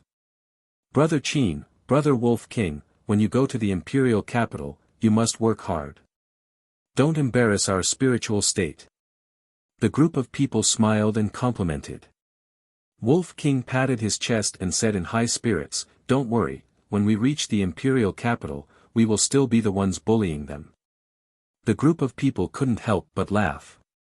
However, with this man and Wolf's lawless personality, they might really turn the imperial capital upside down. "Brat, what are you doing outside? Come in quickly." At this moment, the old master's dissatisfied voice sounded in the hall. The guards surrounding Qin Feiyang and Wolf King hurriedly retreated to the side. Qin Feiyang smiled at the group of people, walked to the door, and gently pushed it open. Then, he walked in and bowed, "Greetings, Mansion Master." The old master glanced at him and said, "Close the door." Qin Feiyang turned around and closed the palace door. He walked to the side of Ren Wuxuang and the others and looked at Wang Hong and Jiang Qianqing. He cupped his hands and said with a smile, "Seniors, how have you been?" "We're still the same. As for you, I heard from Wuxuang and the others that you showed off your might in the 9 nether underworld." Wang Hong teased. "I was lucky," Qin Feiyang laughed dryly. Wang Hong's face twitched, and he said, "Mansion Master and I were also very lucky back then, why didn't we win?" This. Qin Feiyang thought for a moment and smiled awkwardly, "Maybe it's because we were a little luckier than you." Hearing this, the old master, Wang Hong, and Jiang Qianqing couldn't help but shake their heads and laugh. The old master said with a pleasant expression, "You contributed greatly to our spiritual state's great victory this time. Tell me, what reward do you want? This old man will give it to you." "Really?" Qin Feiyang said. "Nonsense, this old man always means what he says." The old master glared at him in annoyance. Wang Hong chuckled, "Qin Feiyang, you're the first person who dares to question the Mansion Master. You've got guts." Qin Feiyang laughed dryly and looked at the old master, "I want a 5th grade alchemy fire." The old master's face darkened. What kind of joke was this? The highest level of alchemy fire in the spiritual state was a 4th grade alchemy fire. How dare he ask for a 5th grade alchemy fire? Wasn't this clearly making things difficult for him? "You don't have it?" Qin Feiyang couldn't help but feel disappointed. He thought for a moment and said, "Then give me 5 or 6 perfect battle arts." Ah! As soon as he said that, everyone looked at him in shock. Was this guy purposely picking a fight? The old master was so angry that his beard blew and his eyes widened. He said angrily, "Just pretend that this old man didn't say anything. The Mansion Master is acting shamelessly." "How shameless?" Wolf King mumbled. "What did you say?" The old master's eyelids twitched, and he glared at Wolf King. Wolf King picked his nose and said lazily, "Brother said that you're old but strong, unparalleled, unrivaled, and unparalleled." The old master clenched his fists and was about to go crazy. In the end, he held it in and waved his hand impatiently. All right. This old man will let you go to the treasury and choose something." "Treasury?" Qin Feiyang and Wolf King were stunned. The old master didn't explain and looked at Wang Hong. "Take them there." Ren Wuxuang glanced at Qin Feiyang and Wang Hong, and said unhappily, "Grandpa, you can't favor one and discriminate against the other. The old master looked at her, then at Lu Xingchen and the other two. If it weren't for Qin Feiyang, would you be able to come back alive? This old man has always been fair and impartial. I will never bend the law for personal gain. Ren Wuxuang immediately lowered her head. Lu Xingchen and the other two looked at each other and didn't even dare to breathe loudly. The old master looked at Wang Hong again and said, "Keep an eye on them. Don't let them take anything else." "Yes." Wang Hong nodded and got up to open a portal. He looked at Qin Feiyang and Wolf King and said, "Let's go. There must be a lot of treasures in the treasury." The Wolf King chuckled and rushed into the teleportation gate first. Qin Feiyang shook his head and smiled. He followed behind Wang Hong and entered the portal under the envious gazes of Dong Zhengyang and the others. The next moment, 2 people and 1 beast landed in the sky above a mountain range. Qin Feiyang scanned the area below with a surprised expression. Below, the mountains were undulating, the vegetation was lush, and a rapid river ran through the east, west, north, and south like a giant python. And right below, on the top of a mountain, sat a huge ancient castle. The ancient castle was completely black, as if a peerless beast was lying there, emitting a cold aura.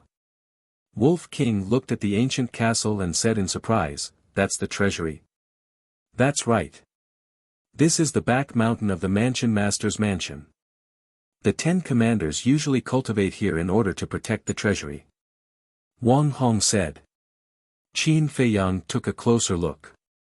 Sure enough, there were many small and exquisite wooden buildings in the mountain streams around the ancient castle.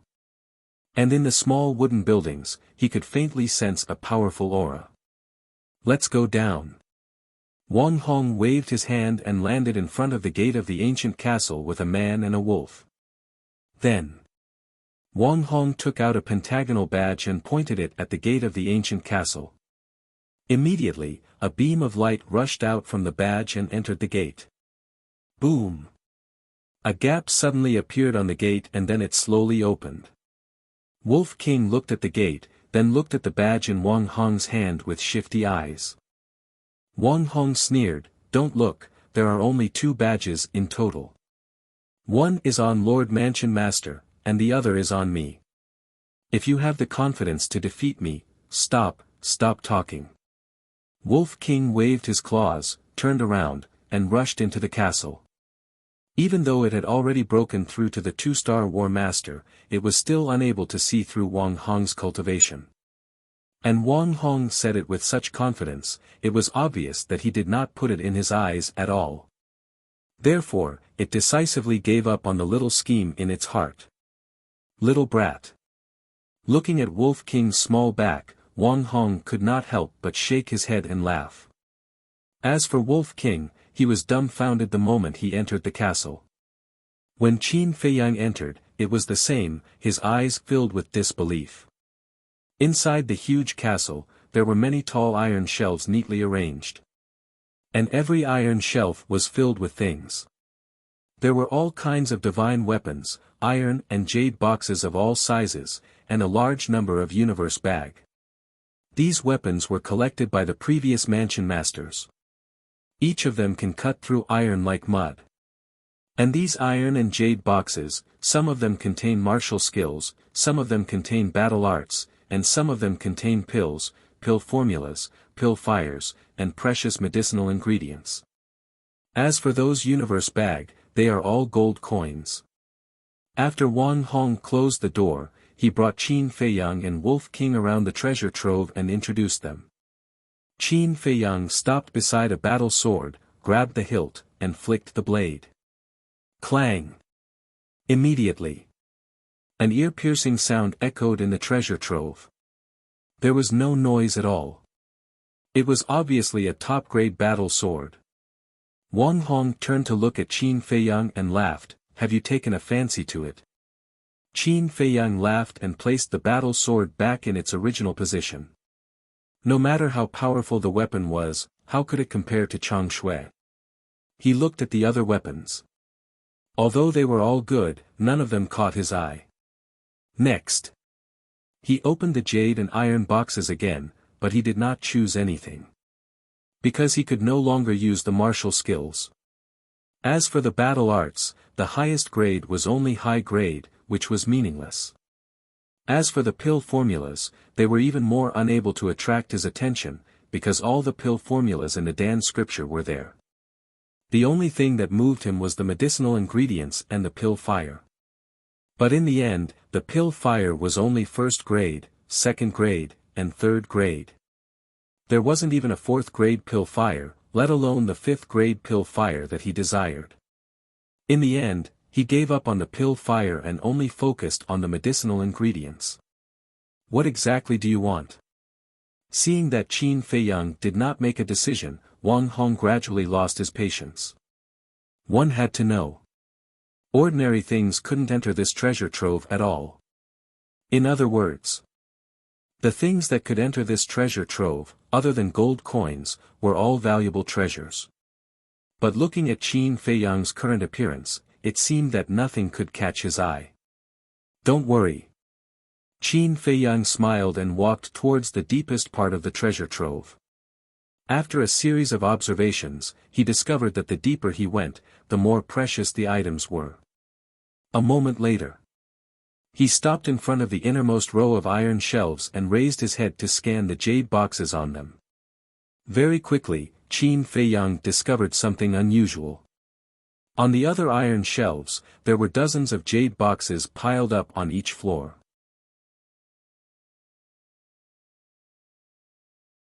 Chapter 664. There must be something fishy going on. Qin Feiyang decisively grabbed a jade box and opened it. Just as the box was opened, a cold aura surged out. Qin Feiyang's eyes immediately lit up with joy. Inside the jade box lay a strange flower the size of a baby's fist. It was completely white as if it was carved out of white bones. Wasn't this the flower of death? At the same time, the Wolf King's eyes also shone brightly as he drooled. He didn't expect that there would be such a treasure hidden in this treasure vault. Looking at Qin Feiyang in Wolf King's eyes, Wang Hong frowned slightly and asked, "Do you know what this is?" "What do you mean?" "As one of the guardians of the treasure vault, you don't know about the flower of death." Qin Feiyang was stunned and shook his head. "I don't know." "Senior, can you explain it?" "You really don't know?" Wang Hong looked at Qin Feiyang suspiciously. Qin Feiyang nodded. Wang Hong secretly heaved a sigh of relief and smiled. "This is just a very ordinary medicinal herb. It's not very useful." A man and a wolf looked at each other. "Flower of death is ordinary. Who are you trying to fool?" Qin Feiyang chuckled.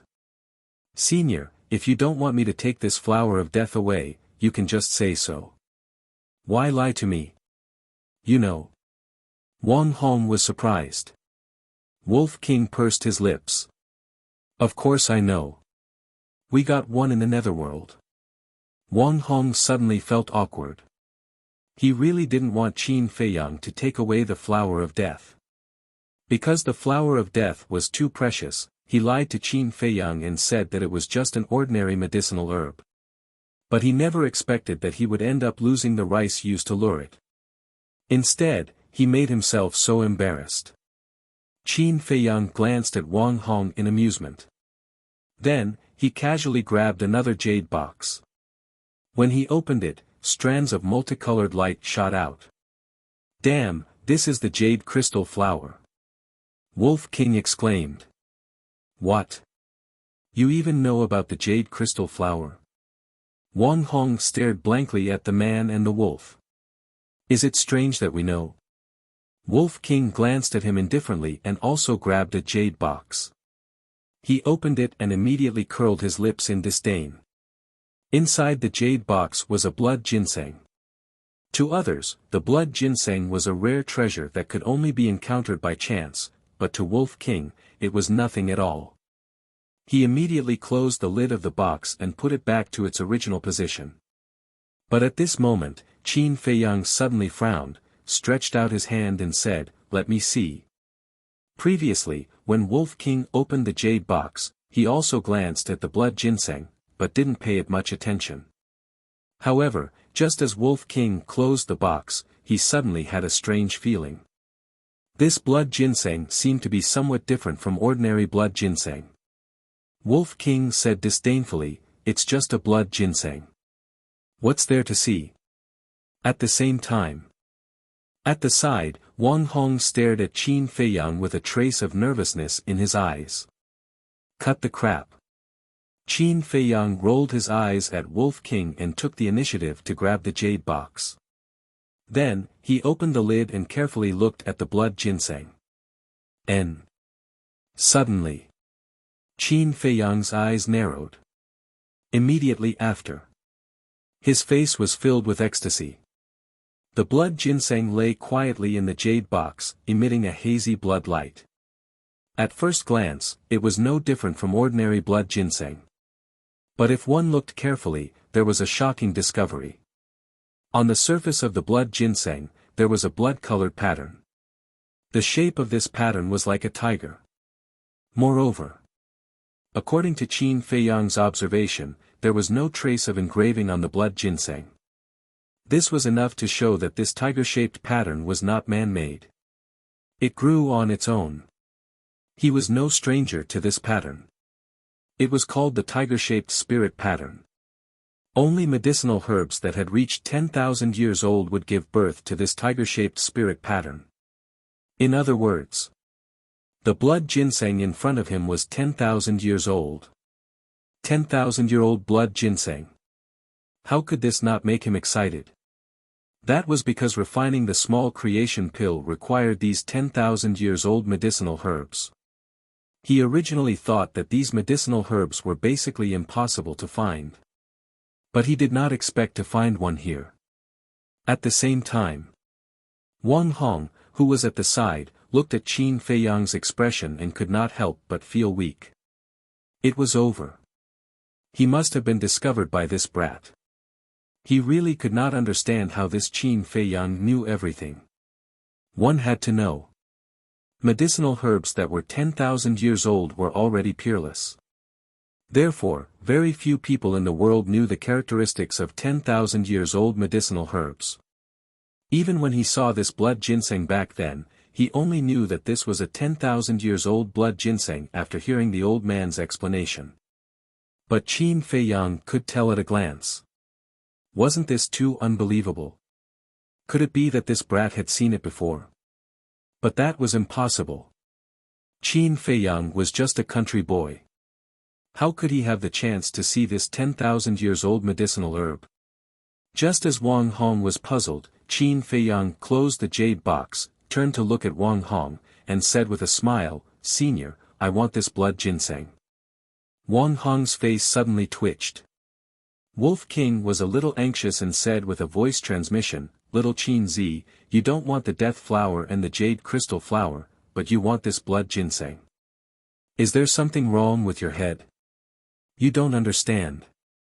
Qin Feiyang said secretly. "What do you mean?" Wolf King frowned. Qin Feiyang said with a smile, "This is a 10,000 years old blood ginseng. It's many times more precious than the death flower and the jade crystal flower." "What?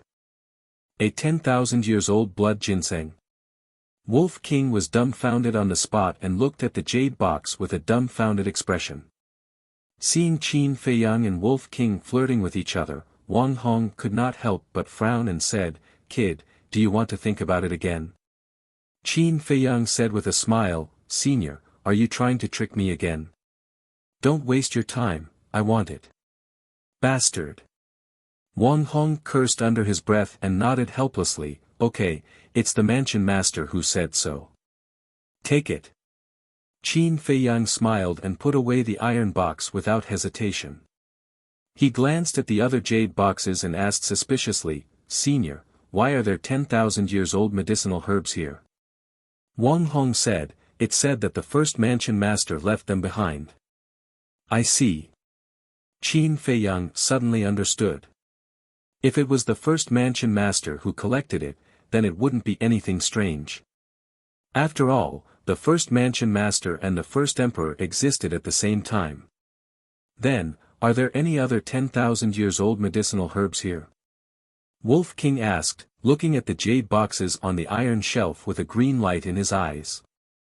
Wang Hong's face darkened and he said angrily, "You've already taken the 10,000 years old blood ginseng. Why are you still asking so much?" "I'm just asking. I didn't say I wanted it." "Why are you so stingy?" Wolf King pouted. "I'm stingy." Wang Hong pointed at his nose and glared at Wolf King. However, he suddenly frowned and lowered his head in silence. Qin Feiyang and Wolf King looked at him curiously. A moment later, Wang Hong looked up at Wolf King and Qin Feiyang and said telepathically, "If you guys can agree to a request of mine, I'll make the decision in private and let you guys choose another one." The man and Wolf looked at each other with joy in their eyes. Wolf King said hurriedly, "What request? Tell us." Wang Hong said, "Give me the recipes for the potential pill and 9 melody yellow dragon pill." "What?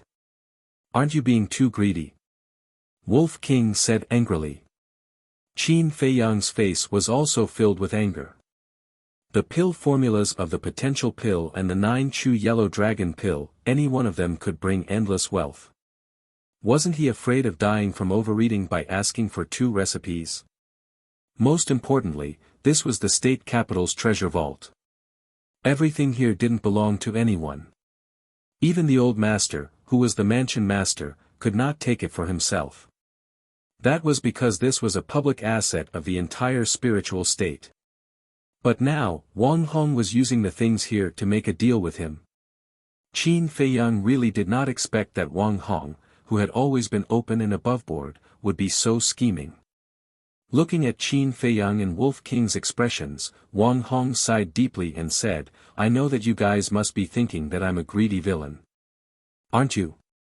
Wolf King sneered. "No."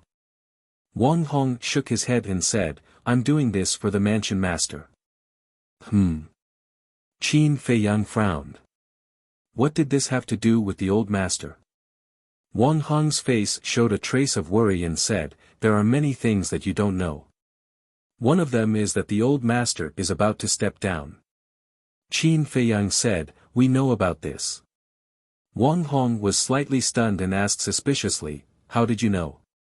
Qin Feiyang said, "The previous mansion master told us." "I see."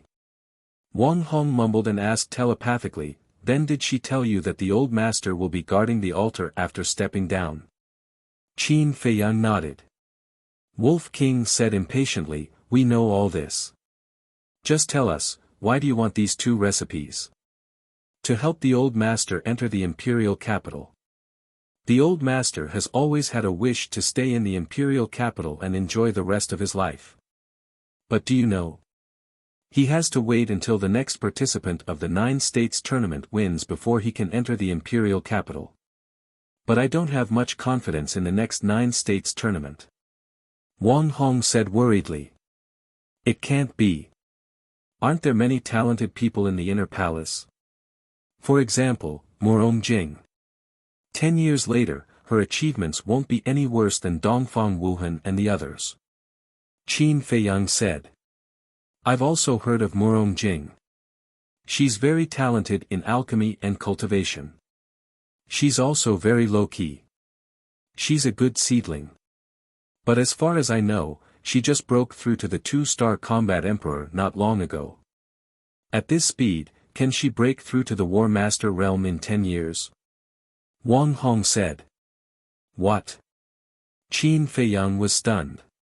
He remembered that he and Murong Jing entered the inner palace together.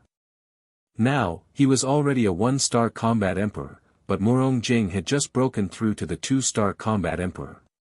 Wasn't this too slow? Can she be compared to you monsters? All of you have opened the door of potential. Wang Hong rolled his eyes. Qin Feiyang couldn't help but laugh. Indeed, according to the cultivation speed of ordinary people, Murong Jing was already very outstanding. But compared to them, her talent was mediocre. So, my plan is to use the potential elixir and the Juku Yellow Dragon elixir to cultivate them. As long as we have the potential elixir and the Juku Yellow Dragon elixir, the spiritual state will definitely win the 9 states tournament in 10 years. By then, the old master will be able to fulfill his wish and enter the imperial capital to enjoy his old age.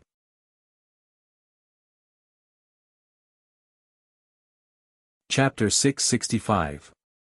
So that's how it is. Qin Feiyang finally understood. He cupped his hands and said, "Senior, you really put in a lot of effort. I misunderstood you just now.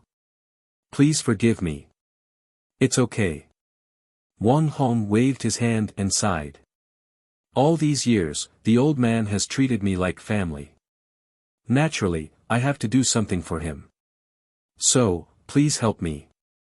Senior, you know how to repay kindness. The old man has been good to me. Logically, I should help you, but, at this point, Qin Feiyang frowned. Wang Hong immediately promised, "Don't worry. I won't tell anyone about the recipe." Qin Feiyang pondered for a moment and looked at Wang Hong. "This is too important. Please give me a few days to think about it." "Okay." Wang Hong nodded and smiled. He also knew that this request was a bit difficult, so he didn't urge him. Qin Feiyang didn't mention the treasure selection again. After all, he didn't promise anyone. How could he bring it up? 2 people and 1 wolf walked out of the treasury one after another. Immediately, a beautiful figure entered their sight. It was Ren Wushuang. After Wang Hong closed the stone door, he asked in confusion, "Wushuang, why are you here?" Ren Wushuang bowed to Wang Hong and said, "I have something to talk to Qin Feiyang about." "Me?" Qin Feiyang frowned slightly. He couldn't help but have an uneasy premonition. Wang Hong looked at the 2 meaningfully and smiled. "Okay, you guys talk." With that, he opened a teleportation door and went to report to the old man. After the portal disappeared, Ren Wushuang immediately ran to Qin Feiyang and said, "Feiyang, can you tell me where my father is now?" As expected. Qin Feiyang guessed that Ren Wushuang came to him because of Ren Duxing. After a moment of silence, Qin Feiyang said, "Sis, it's not that I don't want to tell you about Uncle Ren's whereabouts. It's Grandpa who doesn't want me to tell you. He doesn't want you to worry. Grandpa knows too." Ren Wushuang's face froze. Qin Feiyang nodded and added, "But the old man only knows that Uncle Ren is still alive. He doesn't know where Uncle Ren is now." "Why?" Ren Wushuang looked at him in confusion.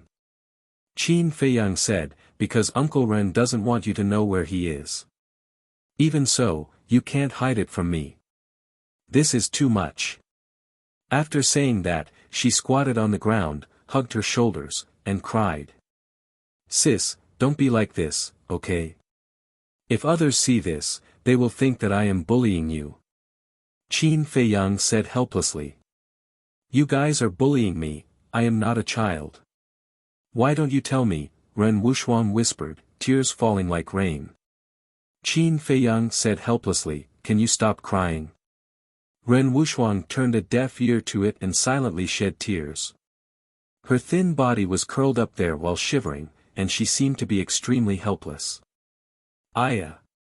Qin Feiyang, Wushuang, what are you 2 doing here?" At this moment, one figure after another streaked across the sky. It was 3rd young Master Chao and the other commanders. Fan Jian was also among them. The 9 people landed on the square outside the castle and looked at the 2 of them curiously. Qin Feiyang smiled and said, "Nothing." "Is that so?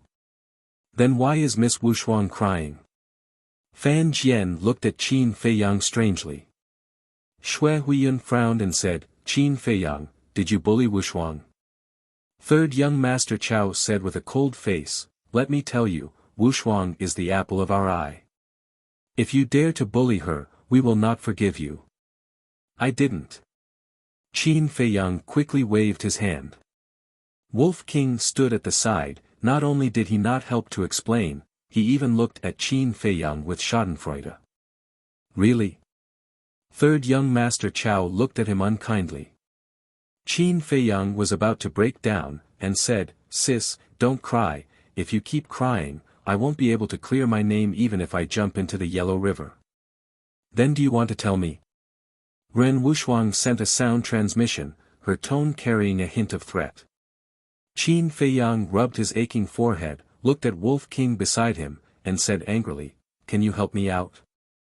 This is between you two, what can I say?" The Wolf King said indifferently, acting as if this matter had nothing to do with him. "You win." Qin Feiyang glared at it fiercely, gritted his teeth, and sent a sound transmission to Ren Wuxuang, "Okay, I'll take you to see him." "Really?" Ren Wuxuang's delicate body trembled. "Yes." Qin Feiyang nodded. If he did not agree, he might really be beaten up by third young Master Chow and the others. Ren Wuxuang suddenly laughed through her tears, got up, wiped her tears, and looked at Shui Huiyun and the others. "He didn't bully me, just sand got into my eyes." "Sand got into your eyes?" The 9 people looked at each other, obviously not believing.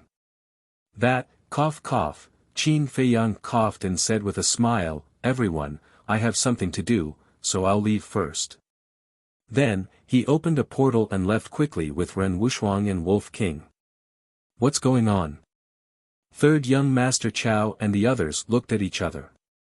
Iron Chain Bridge in the Land of Ruins. Whoosh!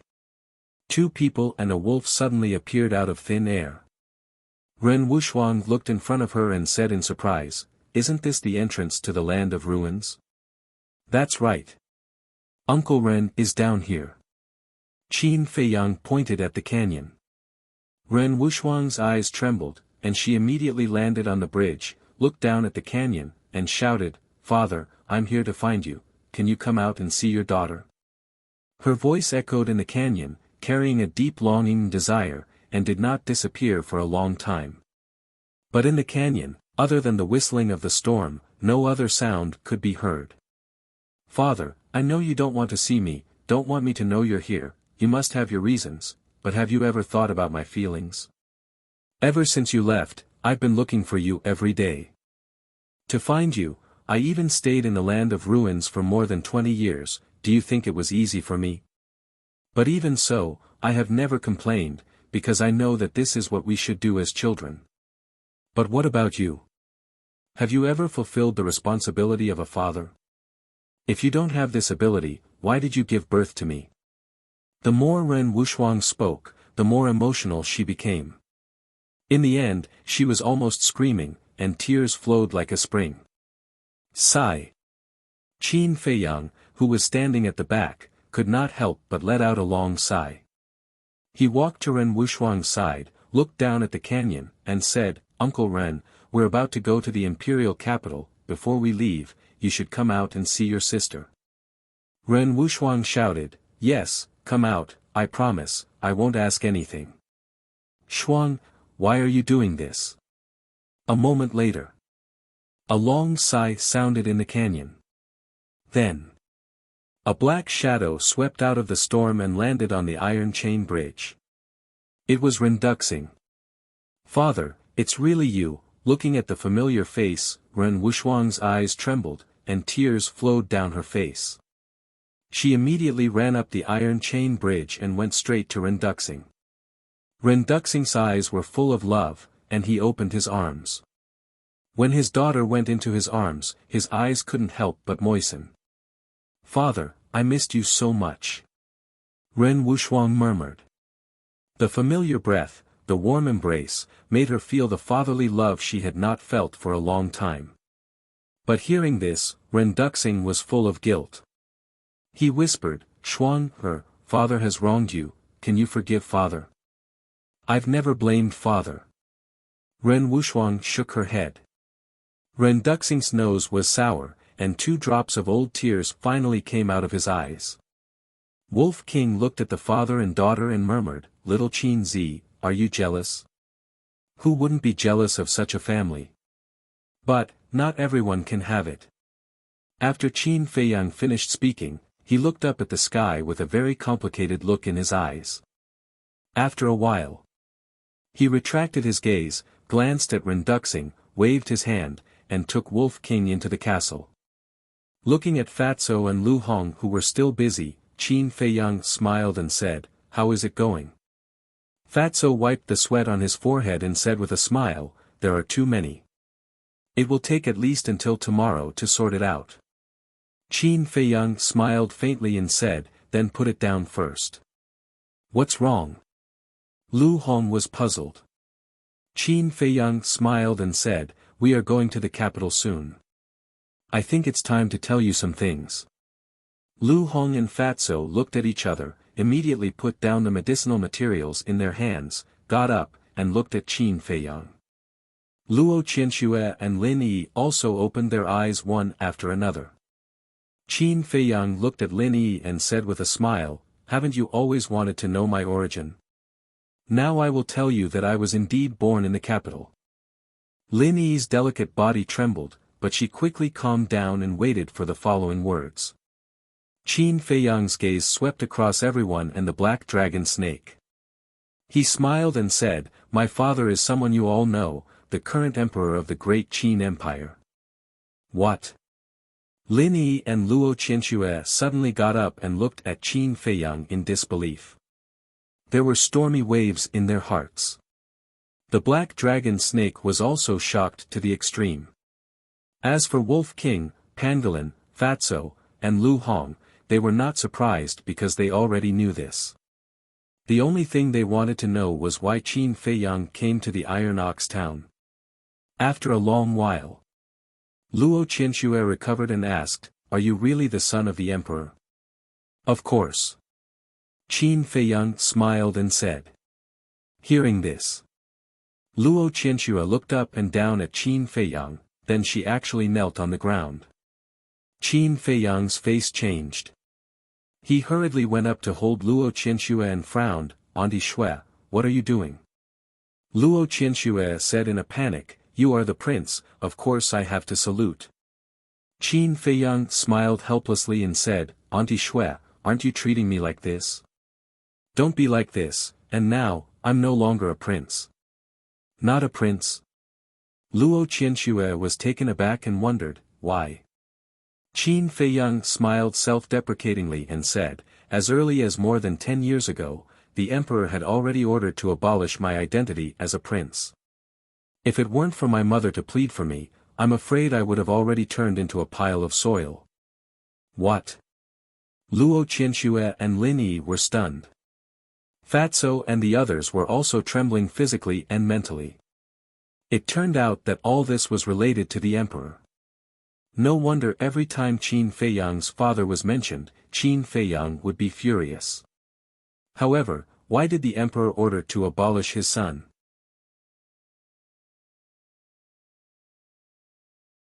Chapter 666. Qin Feiyang pondered for a while and smiled faintly. "My talent was not bad back then. I suddenly became a 9-star martial master when I was 10 years old." A 9-star martial master at the age of 10. Lin Yi's face froze. This talent is not only not bad, it is simply monstrous. But this is even more strange. Qin Feiyang has such amazing talent. It can be said that his future is limitless, but the current emperor actually poisoned him. Is he stupid? Wolf King frowned and asked, "Little Qin Zi, what is the reason?" Qin Feiyang shook his head and said, "I don't know the reason." "You don't know?" Wolf King, Fatso, and others looked at each other. Qin Feiyang said, "I remember that when I had a conflict with the eldest prince, my eldest brother, he killed me and seriously injured me." Upon hearing this, Fatso said angrily, "As the eldest brother, he actually killed you. Isn't this too much? What's more, aren't you a 9-star martial master? Why can't you beat him? Haven't you heard of this saying? The most ruthless imperial family.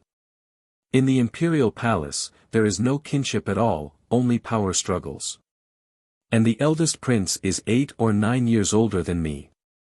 At that time, he was already a 5-star martial ancestor. I am a 9-star martial master.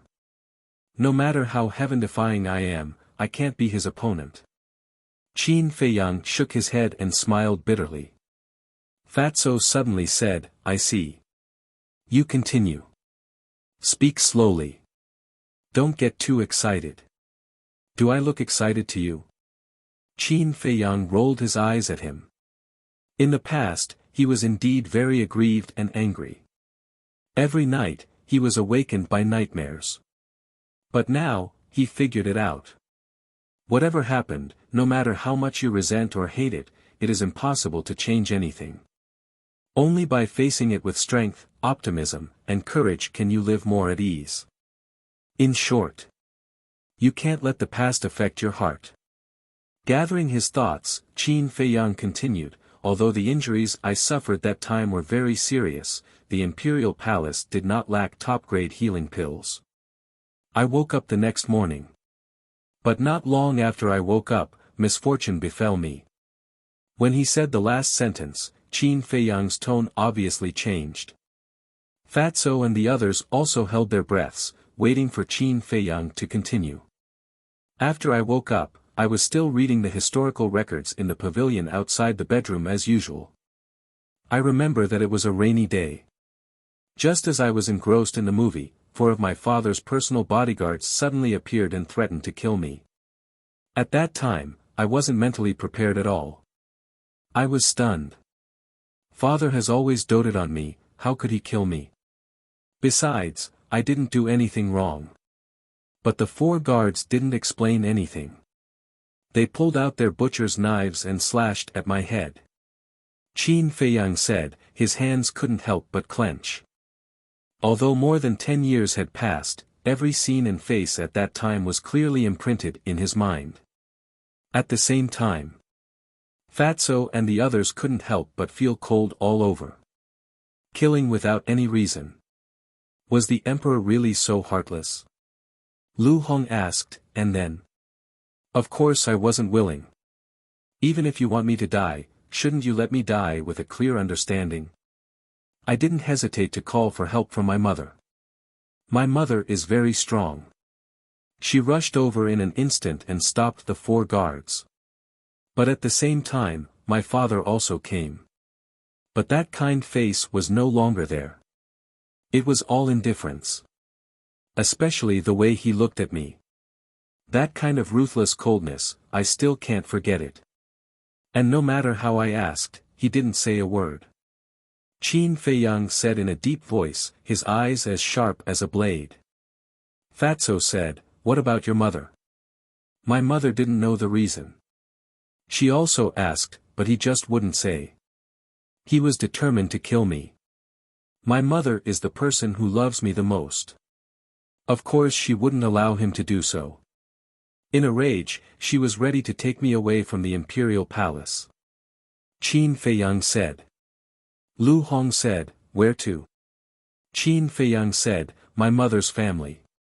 Because my grandfather has the ability to protect me. Is your grandfather very strong? Wolf King was surprised. Very strong. But I'm not very sure how strong he is. After all, I was still young at that time. And I've only seen him once since I was young, and it was when I was 5 years old. Now I don't even remember what he looks like. However, I heard from my mother that my grandfather's family is a hidden family. They are very powerful, and even the emperor has to be courteous to them. Qin Feiyang said. Damn, your background is so strong. Fatso was dumbfounded. Not only did he have a mother who was the empress, but he also had a grandfather who even the emperor was afraid of. This was simply awesome. Since your grandfather is so strong, why didn't he come to save you back then? Lu Hong was suspicious. Qin Feiyang said, I heard from my mother that my grandfather's family is very far from the imperial palace. At that time, things happened so suddenly that there was no time to inform him. Lu Hong asked, in the end, how did you escape? Upon hearing this question, Qin Feiyang's body and mind suddenly trembled. He closed his eyes, and his face was full of pain. 2 drops of tears even flowed from the corners of his eyes. Lu Hong and the others fell silent and didn't disturb him. Because at a glance, they knew that this story was Qin Feiyang's greatest pain. After a long time, Qin Feiyang opened his eyes and sighed. It was my mother who begged the emperor. At that time, my mother was ready to take me away from the imperial palace, but the emperor stopped her and fought with my mother. The emperor was stronger than my mother. In the end, my mother was seriously injured by him. Helpless, my mother knelt on the ground and begged him. Qin Feiyang clenched his hands together tightly, and his eyes were red. When he thought of the scene of his mother kneeling to the emperor in order to save him, his heart was bleeding. He could be killed. He could be humiliated. But humiliating his mother was out of the question. Phew! After a while, Qin Feiyang exhaled a long breath and calmed the anger in his heart. In the end, under my mother's bitter pleading, the emperor changed his mind and didn't kill me.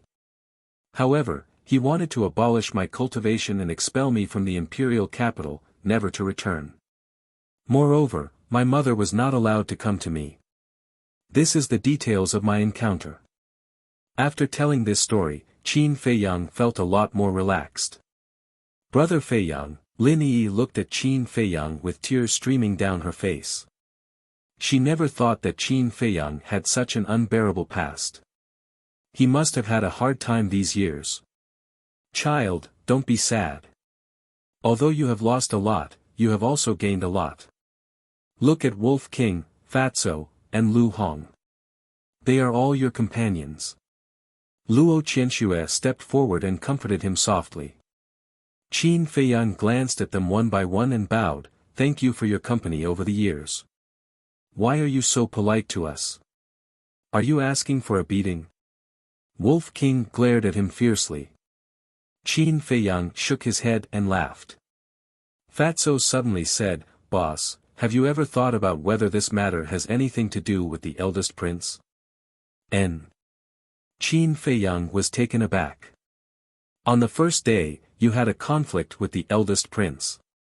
But on the second day, the emperor, who has always loved you, turned against you.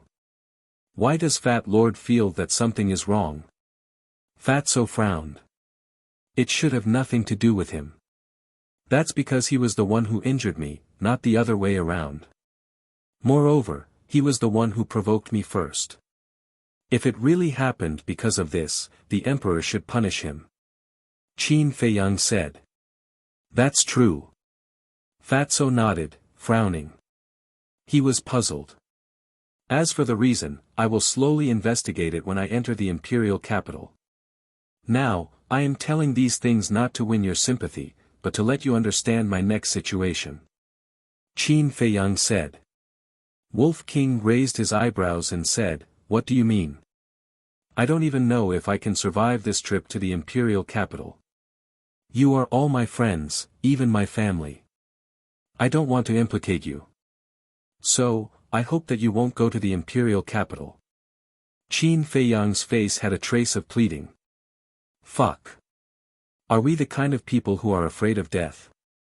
You treat us as friends, and we treat you as friends. Between friends, shouldn't we enjoy joys and sorrows together? Let me tell you, if you say such things again, don't blame us for falling out with you. Fatso and Wolf King said angrily. Lu Hong's brows were tightly knitted, and she was a little unhappy. Qin Feiyang sighed. I don't want to lose you. We don't want to see you fight alone. Anyway, I must go to the imperial capital. You can't stop me even if you want to. Wolf King smiled coldly. Yes. Fatso nodded and snorted. You want to enjoy glory and wealth alone? Dream on. You, Qin Feiyang looked at the man and the wolf.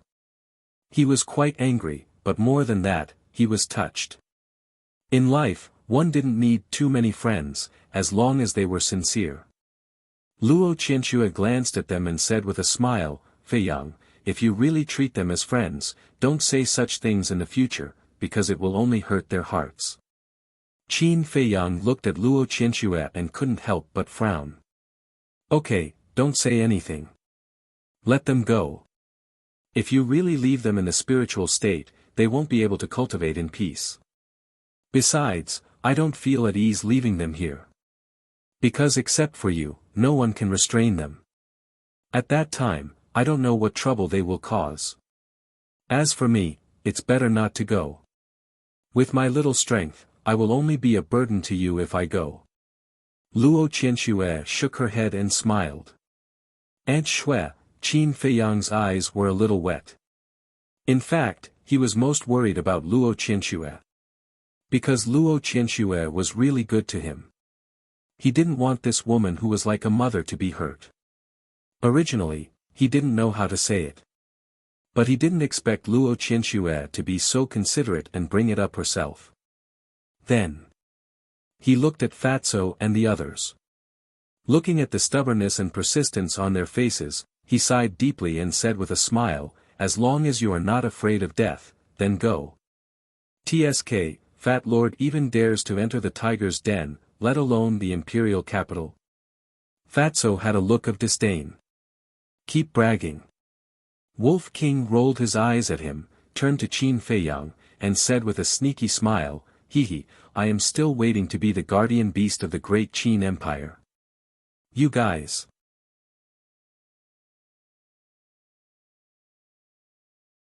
Chapter 667.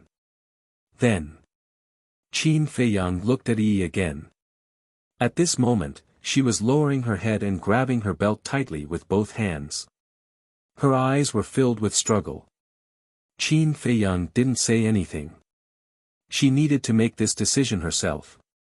He looked at the black dragon snake and the pangolin and asked, Are you guys going? Of course. The pangolin said without hesitation. After tasting the benefits of opening the door of potential, it had already made up its mind to follow these fiends for the rest of its life. But the black dragon snake hesitated. Suddenly, it looked at Qin Feiyang and cautiously asked, If this emperor says I'm not going, will you kill me to silence me? Qin Feiyang laughed, Although you and I haven't been together for long, I respect your choice, not to mention that my original intention was for you to stay in the spirit state. If that's the case, then, the black dragon snake struggled for a moment and gritted its teeth, At most, I'll die, I'll go. It was taking a gamble. Although this trip to the imperial capital pointed to disaster, it was still an opportunity. If Qin Feiyang really became the emperor of the great Qin Empire, then it would be a meritorious minister. Wouldn't it have a meteoric rise in the future? Qin Feiyang smiled and looked at Lu Hong and Fatso, continue to organize the herbs. The two nodded. Then, Qin Feiyang appeared at the bridge with Wolf King and looked up at Ren Duxing and Ren Wuxuang. The father and daughter stood on the iron chain bridge, talking and laughing, looking exceptionally warm. Sensing Qin Feiyang's aura, Ren Duxing also looked at Qin Feiyang and nodded with a smile. Qin Feiyang also revealed a smile. Then Ren Duxing looked down at Ren Wuxuang and smiled, Shuang, you should go back. Ren Wuxuang's expression changed, and she hurriedly said, But I still want to accompany father for a while.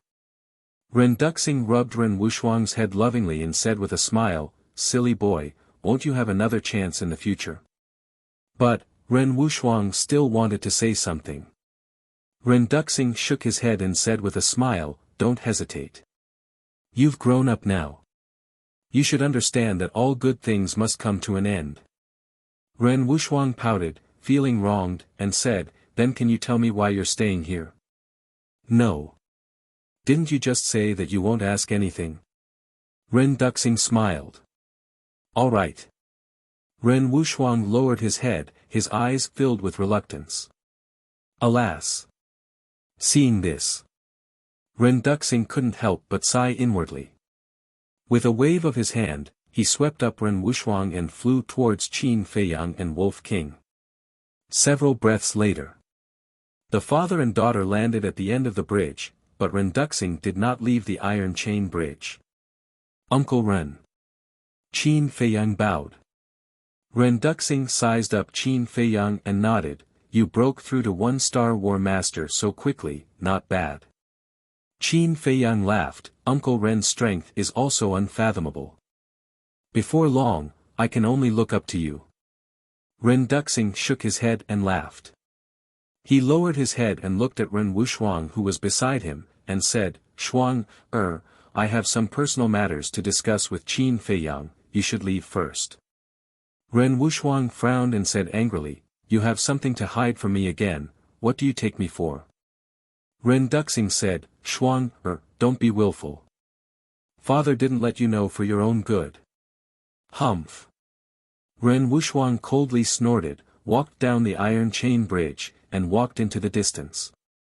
Before leaving, she glared fiercely at Qin Feiyang. Who did I offend? Qin Feiyang was a little depressed. After Ren Wuxuang walked away, Ren Duxing said apologetically, Feiyang, this girl of mine is like this, don't mind her. Do I dare to mind? Qin Feiyang smiled bitterly, sorted out his emotions, and asked suspiciously, Uncle Ren, what are you trying to say? Ren Duxing asked, How many people won the 9 regions war this time? Let me think, Wan Qiu, Feng Wuxia, the twin sisters, Ling Yu and the other 3, Tan Wu. Qin Feiyang pondered for a moment, and said, If we don't count the people from our spirit state, there are a total of 9 people. Ren Duxing said, Then who are the people from our spirit state? Qin Feiyang said, Lu Xingqian, Dong Jingyang, sister, Shen Mei. Ren Duxing pondered for a moment, and asked, Then do you feel that there is something wrong with anyone? Something wrong? Qin Feiyang thought carefully for a moment and said, If there is something wrong, it is only Lu Xingqian. What do you mean? Ren Duxing was surprised. First, he is hiding his cultivation level. At first, we all thought he was a 7 stars combat emperor, but in the end, I found that he is stronger than us, a 3-star combat grandmaster. Second, in the 9 Nether Yellow Springs, he secretly helped the people of Kong and Yuzhou several times. Third, he seems to know everything, no matter what he encounters, he knows. Qin Feiyang said. Ren Duxing frowned, why would he help the people of Kong and Yuzhou? I don't know. I asked, but he didn't say, but, when Qin Feiyang said this, his eyebrows also furrowed. Ren Duxing asked, but what? He told me that he means me no harm, and he also said that he owes me a favor. But I really can't remember when I helped him. Qin Feiyang was confused. You single-handedly destroyed the Lu family, he should hate you, it seems that there is something wrong with this person. Ren Duxing muttered and said, Feiyang, Uncle Ren has a request. What is it? Qin Feiyang was confused. Do you remember that I told you that among the people who participated in the 9 states battle, there is a high chance that Mu Tianyang's lackeys are among them? Ren Duxing said in a deep voice. Qin Feiyang's pupils shrank, and he said in surprise, You mean, this person is Lu Xingqian? I don't know. But he is the most worthy of our attention. So I want to ask you to do everything possible to grasp his whereabouts after entering the imperial capital. Ren Duxing said. Qin Feiyang frowned and said, Uncle Ren, to be honest, I really don't want to care about these things. Ren Duxing was silent for a moment, and said, Feiyang, I know this will put a lot of pressure on you, but I really can't find a suitable person. Qin Feiyang sighed helplessly and said, Well, I'll do my best. Just do your best. Ren Duxing smiled and said, Remember, inform me as soon as you have any news.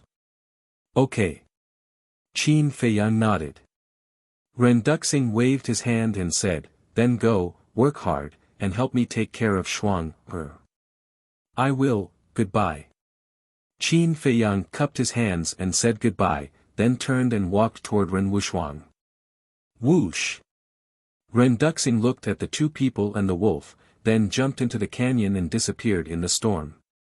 During the whole process, Wolf King didn't say a word, as if it was thinking about something. After walking for a while, it said, Little Qin Zi, I don't know if you want to hear something. What is it? Qin Feiyang was stunned and puzzled. The enemy of my enemy is my friend.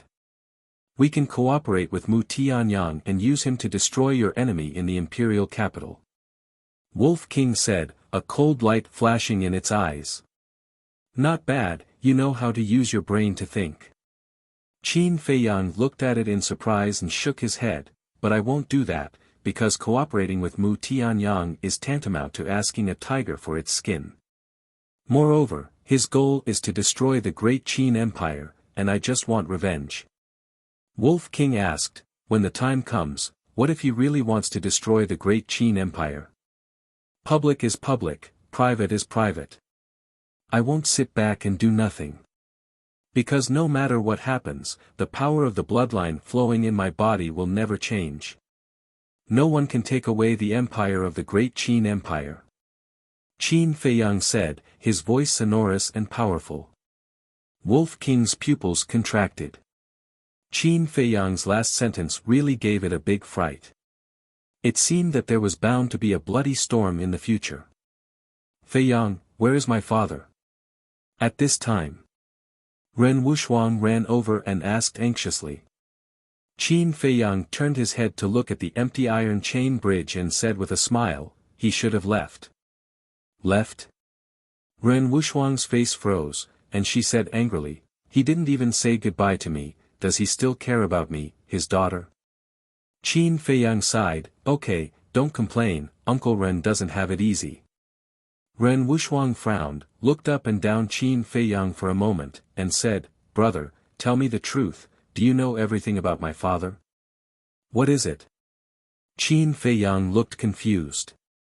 Ren Wuxuang's forehead suddenly creased a row of black lines, and she said angrily, stop pretending, tell me, why did he stay here? Oh my God, I really don't know. If you want to know, go ask your father, don't pester me all the time, okay? Qin Feiyang was helpless to the extreme. If he was willing to tell me, why would I ask you? Ren Wuxuang complained, grabbed Qin Feiyang's arm, and said with a smile, Feiyang, can you just tell sister? If the hard way didn't work, then she would use the soft way. But Qin Feiyang didn't fall for it at all. He forcefully pried Ren Wuxuang's fingers away, opened a teleportation door, and rushed in without looking back. Brat, I'm not done with you. Ren Wuxuang stomped her feet angrily and immediately chased in. Prefecture City. East City Treasure Pavilion. In the lounge. This brat is back, why didn't he come to find me? Do I have to take the initiative to find him every time? He really doesn't know how to respect the old and love the young. Yin Yuanming paced back and forth in the room, looking extremely anxious. This brat was naturally referring to Qin Feiyang. Not long after Qin Feiyang returned, he received the news and immediately returned to the lounge to wait. Of course. He wasn't missing Qin Feiyang, but those top-grade pills. But after waiting for so long, Qin Feiyang didn't come, and he couldn't help but feel resentment in his heart. Bastard, bastard. He cursed angrily and took out the image crystal. Swish. But at this moment, two people and a wolf appeared in the lounge out of thin air. Yin Yuanming was stunned. He turned his head and his face immediately surged with ecstasy. Who else could it be but Qin Feiyang? He immediately went up and said with a smile, Brother Qin, you're back. Why didn't you inform me? I could have gone to welcome you. Old fox, if you want the pills, just say it. Don't be so hypocritical, okay? Wolf King picked his nose and said disdainfully. Yin Yuanming's expression froze, and he said angrily, what are you talking about? Let me tell you, Wolf Cub, my feelings for Brother Qin can be witnessed by heaven and earth. Qin Feiyang's face twitched. He even used heaven and earth as a witness. This old fox was really going all out for the pills. You're bragging. Wolf King glanced at Yin Yuanming disdainfully and jumped to the ground. He knocked here and there, as if he was looking for something. Stop looking, there's no treasure here. You're tuning into the Han Lee's Wuxia Chronicles YouTube channel. We're so grateful for your support, and don't forget to subscribe to join us on this incredible journey through captivating stories. Your generosity through donations truly makes a world of difference, as it's the primary source of revenue that allows me to expand and enhance this channel for you. Thank you from the bottom of my heart for being a part of this adventure.